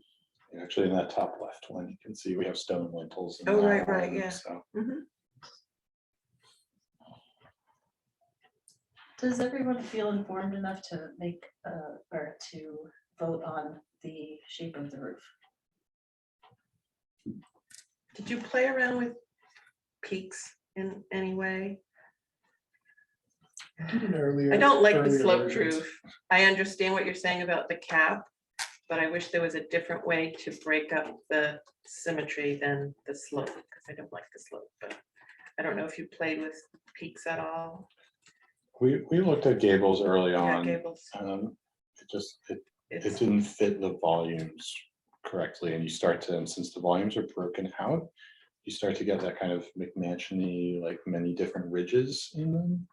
And it's just not the recommendation that we would make. It's difficult, given the proportion of our building and the prominence of the gable in the original composition. Like, I do think when we went to Bolton, it worked quite well, because they have gables on the addition in response to the original gable on the building. But that addition is so much bigger that the gables felt proportional to that volume. Where we're here are to have a gable up on the roof level, it would consume. It would have to be tall. It would have to be tall, and then as a result of, it have to be wide, Mhm. and we just don't have enough building, we thought, to make that, to make Was it there work. anything besides the slope that you thought would work? We were Well, looking at flat for a while. On that roof, Yeah. for a long time, and through all of schematic design we did, and then it felt too squat. Yeah, It felt no, I too agree. low compared to the building up on the hill. So that's why we kind of went down the road that we did with the, kind of traditional hip roof and then these asymmetrical versions.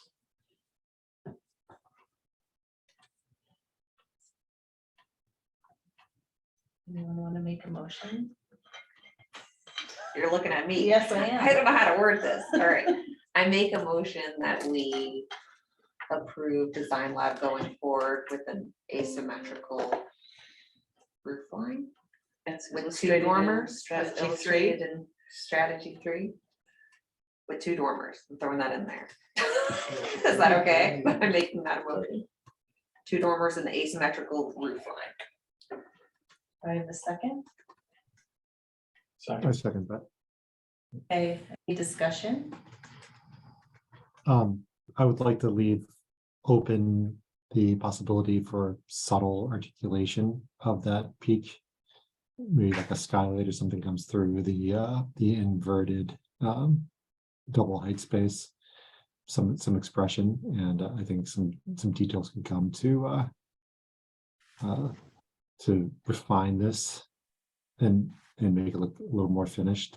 I agree with Kat's motion to follow it as a direction. Yes, exactly, as a direction, leaning towards the right. With 2 dormers. Can we add, it's just too forward, but can we add that, or maybe it's a second motion, that brick and stone are as the primary materials, knowing that there's a lot of variation to discuss, that's an acceptable way to proceed? With the slate roof? Yeah. This is the longest motion on. Can the we- agenda. I know, poor Lisa, poor Can we Lisa, do we're gonna bring two- this. Isolate those motions. No, Yes. And one about this The cladding. materials, Yes. yeah. So first motion is that we are doing an asymmetrical I got greedy. leaning roof with 2 dormers, okay? Asymmetrical, we're leaning that direction, we're gonna finesse it, we might add some. We're just gonna head in that That's a direction, design direction. towards the right. Okay. Do I have a second for that? Frank Long seconded. second. All right, so now we're gonna go for the vote. Frank, Yes. Melissa, Yes. Kat, Yes. Denise? Yes. Tina? Yes. Richard? Yes. Andrew? Right. Yes. That was unanimous. This long-winded motion. All right, so All right, now. so then the next thing is about the materials. Yes. But I just, like I said, humor me and put a little, like, see what happens if you change that right side to like some metal or Oh, glass or yeah, something like that. But not this main, I think people are really set on like having that. Can you go to the last slide? And I think, yeah, Well, I So- think, And I like strategy 1 with the stone personally. I Well, don't we like just- the low oh, cap we're or just the low- agreeing on slate roof and masonry. Other 2. building pieces, Products. yeah. Brick product. and stone for the bottom. Yeah, Not necessarily what they are, but that's what you're gonna Can go you with. scoot that toward me? I want to show Kat something. Yeah. So no wood, no metal. So I'll make a motion that As we talked about. brick and stone and slate for the cap are used in the design. Is that what we're looking for? Brick and stone and slate for the. Yeah, it's like the prominent. And glass and metal. Some insulation. While and some- exploring some type of metal, And some type of metal. Yeah, that's what we're looking for is brick, stone, slate as the prominent Yes, material in this yes. building, materials I on second. on the facade of this building. So I motioned, Tina seconded. Great. Frank, Sorry, who Yes. seconded? Tina, Tina. Thank you. Melissa, Yes. Kat, Yes. Tina, yes. Denise, yes. Richard, Yes, Andrew. Yes, please. Unanimous. Did that first motion include the dormers? Yes. Yes, Yeah. those two dormers. Richard has his hand up. Go yeah, ahead, thank Richard. you. Two things. One is, oops, no mention of a base in this most recent discussion. I assume it's still on the table. It wasn't even, I mean, in the last motion, it wasn't mentioned as material at all. So, and the other, I think what I was trying to say before is, I understand why there's so much verticality in this relative to the original building. I think it's almost like there's not enough horizontal banding to offset that. That's as best I can express it at the moment. I'm sorry, I'm not as good with words as Andrew is, but that's what my reaction is. Yeah, it's very understandable. We definitely understand what you're saying. Can I ask, and maybe I'm jumping ahead, did you look at Melissa's suggestion from last meeting of putting some of the materials from the main building windows to break up the windows a little bit and use some of that, whatever that is, metal or? You touched on that.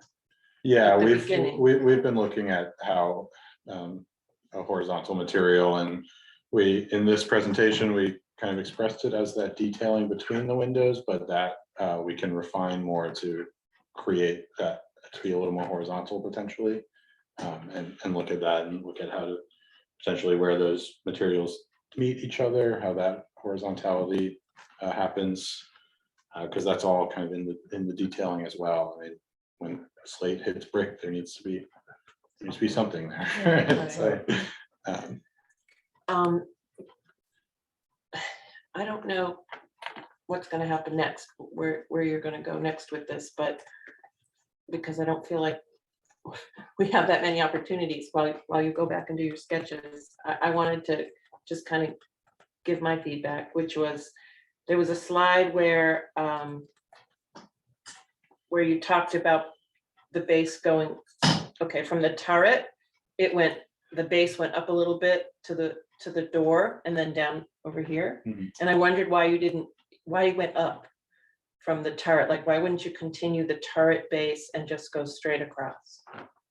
And if you had to go down to the right of the window, that would be okay, but do you know what I'm saying? So here, right, are you talking strategy two, Well, that's higher and then lower? Earlier, Yeah, you're talking this one, so where we have this. it's hard to see. Go back, the stone there, so you're, Richard. Yeah, see, right where the turret, yeah. well, no, it wasn't that one. It was one where the base was higher. Right, keep on Yeah. going. It was up This one. higher than the base of Yeah. the, Richard's in the way.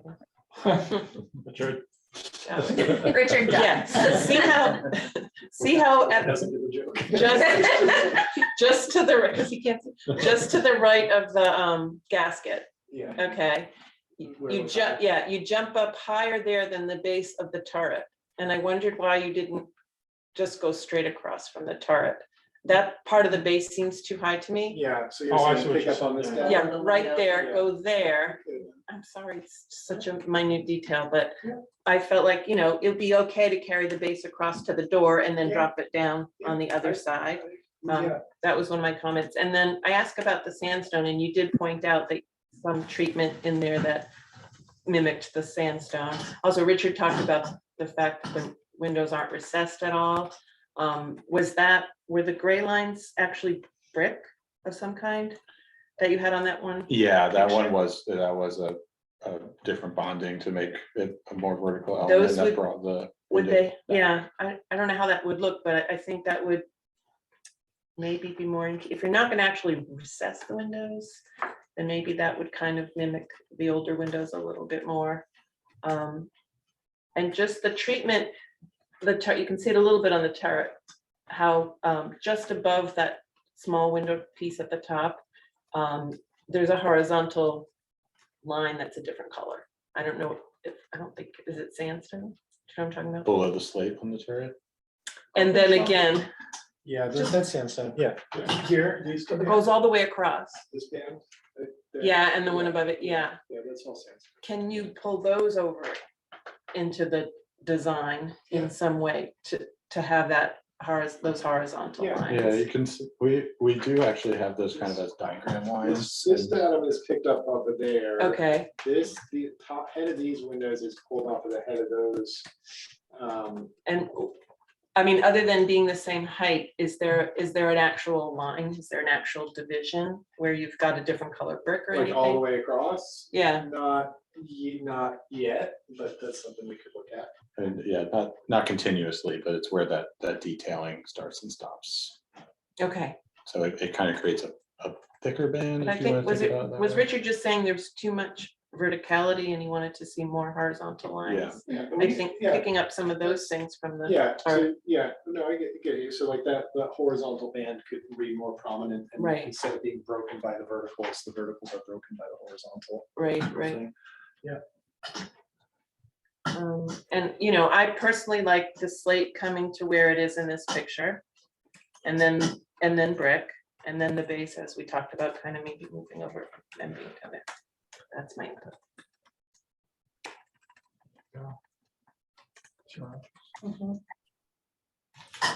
Okay, so what else do you need decisions on? Can I comment on that slide for a second? Go ahead.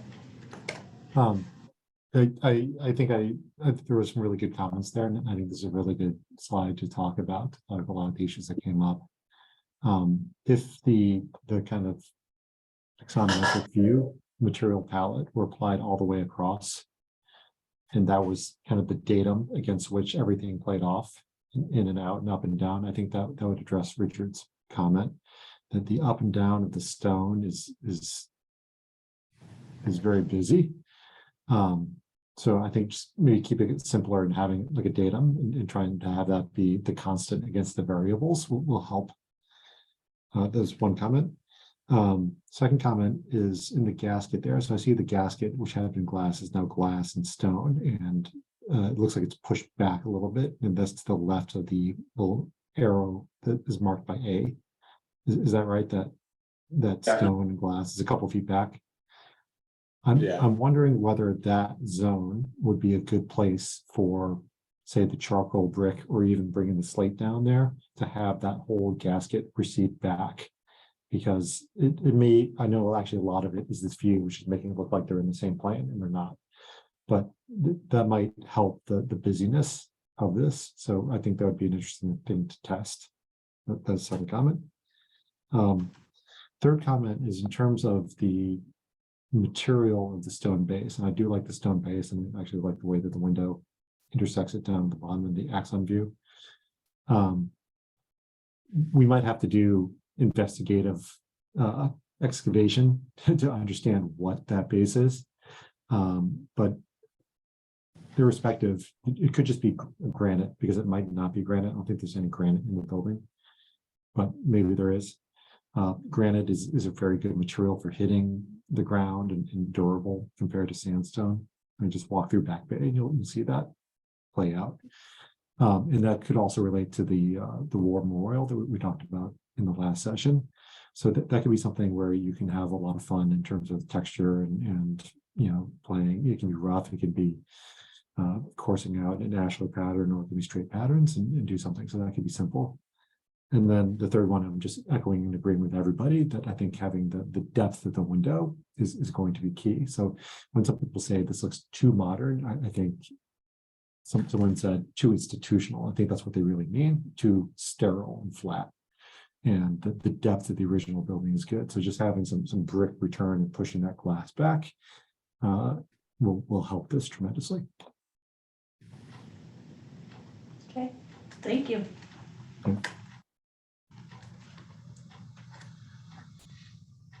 would you have to actually push the window back, or would you just kind of do a treatment on the edges and it's still actually flat?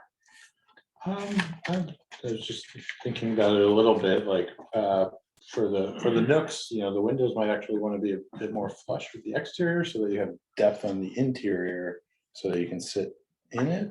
But for some of the other windows, like those kind of want to be deeper within the facade and closer to the interior side. And these walls are going to be thick too. They're not just going to be brick. It's going to be insulation and studs and hangers holding the brick off. So there's a lot of area to play play, within okay. that, whether it's flat on the interior, flat on the exterior, or Okay. right in the middle. And so it's all detailing. But I think we will want, I mean, we'll look at it all, but I think some shadow lines, some Yeah. change in depth. I mean, it can be subtle. It can Right. only be a few inches and you still Right. start to catch shadow and it starts to give it more dimension. So I think we'll Yeah, I want think that. in that's gonna some- help a lot, I think, Yeah. keeping it from looking like an office building. And are you guys only considering like red brick, basically like shades of red for the addition? It can be anything. No, It's that just was- represented in red right now. Yeah, we chose, it was a big discussion between us of like what all these should be, because we know we're not decided on red brick, and that was why we showed the array of all of these. Gotcha. Was Yeah, to, yeah, just to be very clear It that could be it's buff, it could be not gray, sold, it yeah. could be red, and frankly, we're a little wary of red, because we don't want the red needs to feel distinct from the original building. We don't want it Right. to try to like end up looking like a bad match. you know, Right, or like, like Yeah. flashing, got it, okay. or flashing, yeah, so we gotta, there's a lot to look at. Should we talk next steps? Because we making our way through DD here, like we said at the top, but I don't think we have our next workshops scheduled. We do June 28th, according to Just- the, We do have an earmark, but I don't think meeting makers out and like Zoom invites and all that, so I just want to make sure that that date is still good for everybody. June Yeah. 28th. Just make it Zoom, please. Yeah, that's right, yep. Yeah, so we're gonna be a good 4+ weeks as we work through our estimating process. Yeah, so we're taking kind of similar hold that we did at the end of SD, so that we can get the estimate in and not really talk during the estimate, so that we don't make decisions without the full knowledge of the estimate in hand. So we're at that stage again. So you're getting an estimate and then he's also getting an estimate. Is that what's happening? Or are you getting? Yeah, and then they get reconciled. And what is the advantage to getting two versus one estimate? Like, don't you just like, again, I don't know how this really works, but are you just It's more perspective. more perspective? Yeah, Okay. I mean, want to take that one? No, I mean, yeah, it's another pair of eyes on Yeah, it, it's just, Okay. yeah. you know. Because you basically then send it out and people have to, when you're saying going out to bid, I guess I don't understand, does that mean like, The scheduling, Drew. That's not until, it's a long October. time, so right? we're at the end of design development and we're gonna have it estimated by our estimator. We go and forward John's about hired an estimator. Yeah. alternate.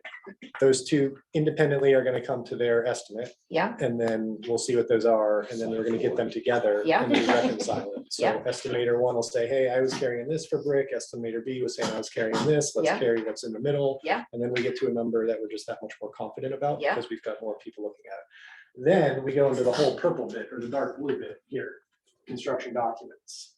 So that's another 3+ month process where we're developing all of the drawings and specifications even further. yeah, And that's like every nut and bolt and piece of equipment that Yeah. goes in it.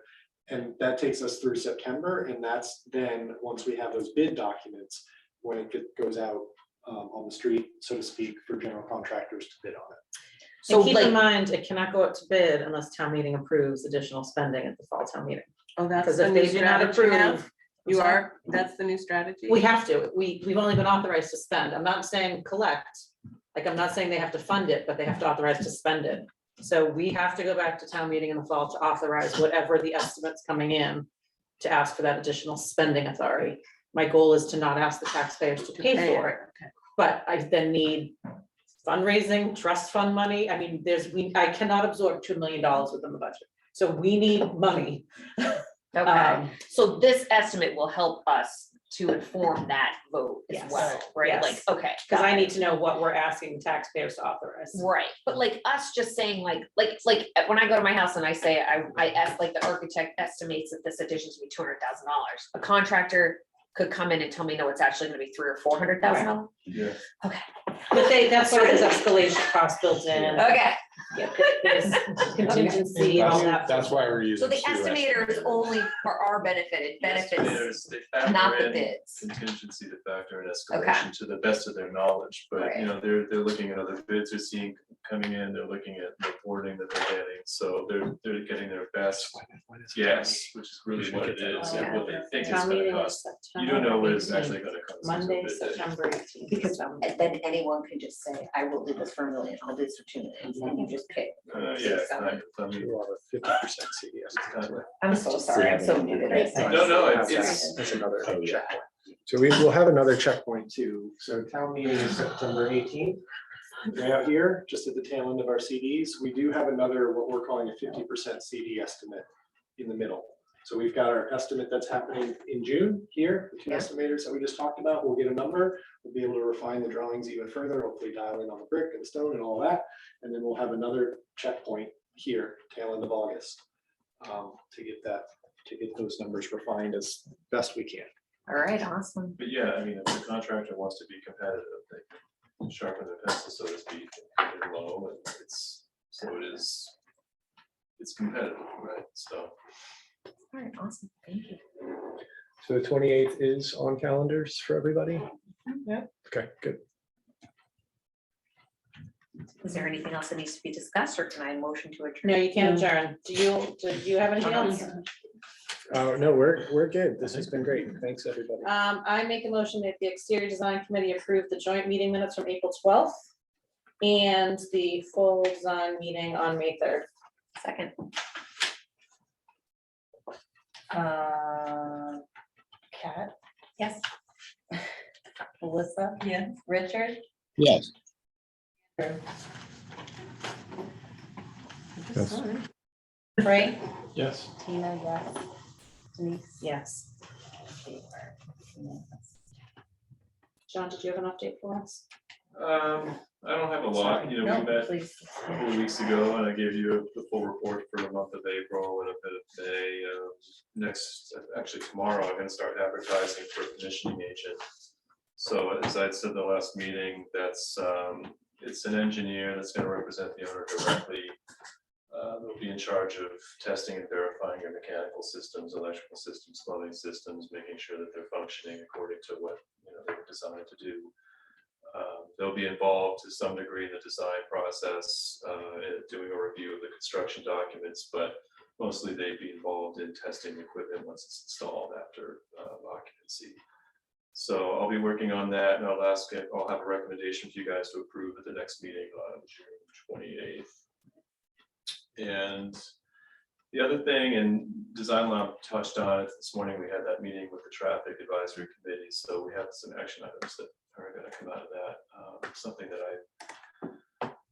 we'll probably just have to talk offline and have an update for the committee at the next meeting, but there's a little bit of a curveball, and just timeline wise, it's gonna require the traffic analysis to be done before we can get any approval and move forward on that one-way direction on Common Road, right? So it's a little too fresh and early, I guess, to really give a full update, so.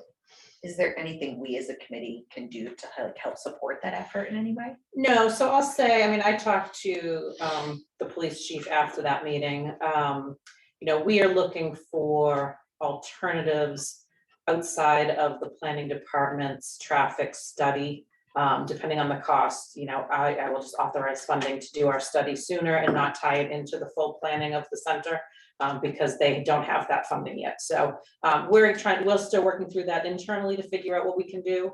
I think the traffic safety committee, as well as myself, and, you know, we want to make sure that this study gets done to keep us in line. So we're working on that, and I would assume that, again, depending on the cost of that, we will be able to move that traffic study just for that common road piece forward. Perfect, awesome. Well, if you need help, email us so we know. If you know any traffic consultants. Right? You need a building envelope, I got a guy. I don't know anything for traffic. I actually do have a Is there big girlfriend. anything else? You guys good? I think we're good. Motion to adjourn at 9:15. Second. So early. VHB, do you know anyone at VHB? Oh, I should talk to somebody there today. All in favor? I know a lot of people. Traffic. Thank you, everybody. Heavy traffic there. Oh, and just so you know, back when the building was built, my office either had a hole in the ground or a chain of That's pots from your with the back. toilet, there you go. That's what I was looking at. Good night, everybody. That's why it has that funky smell.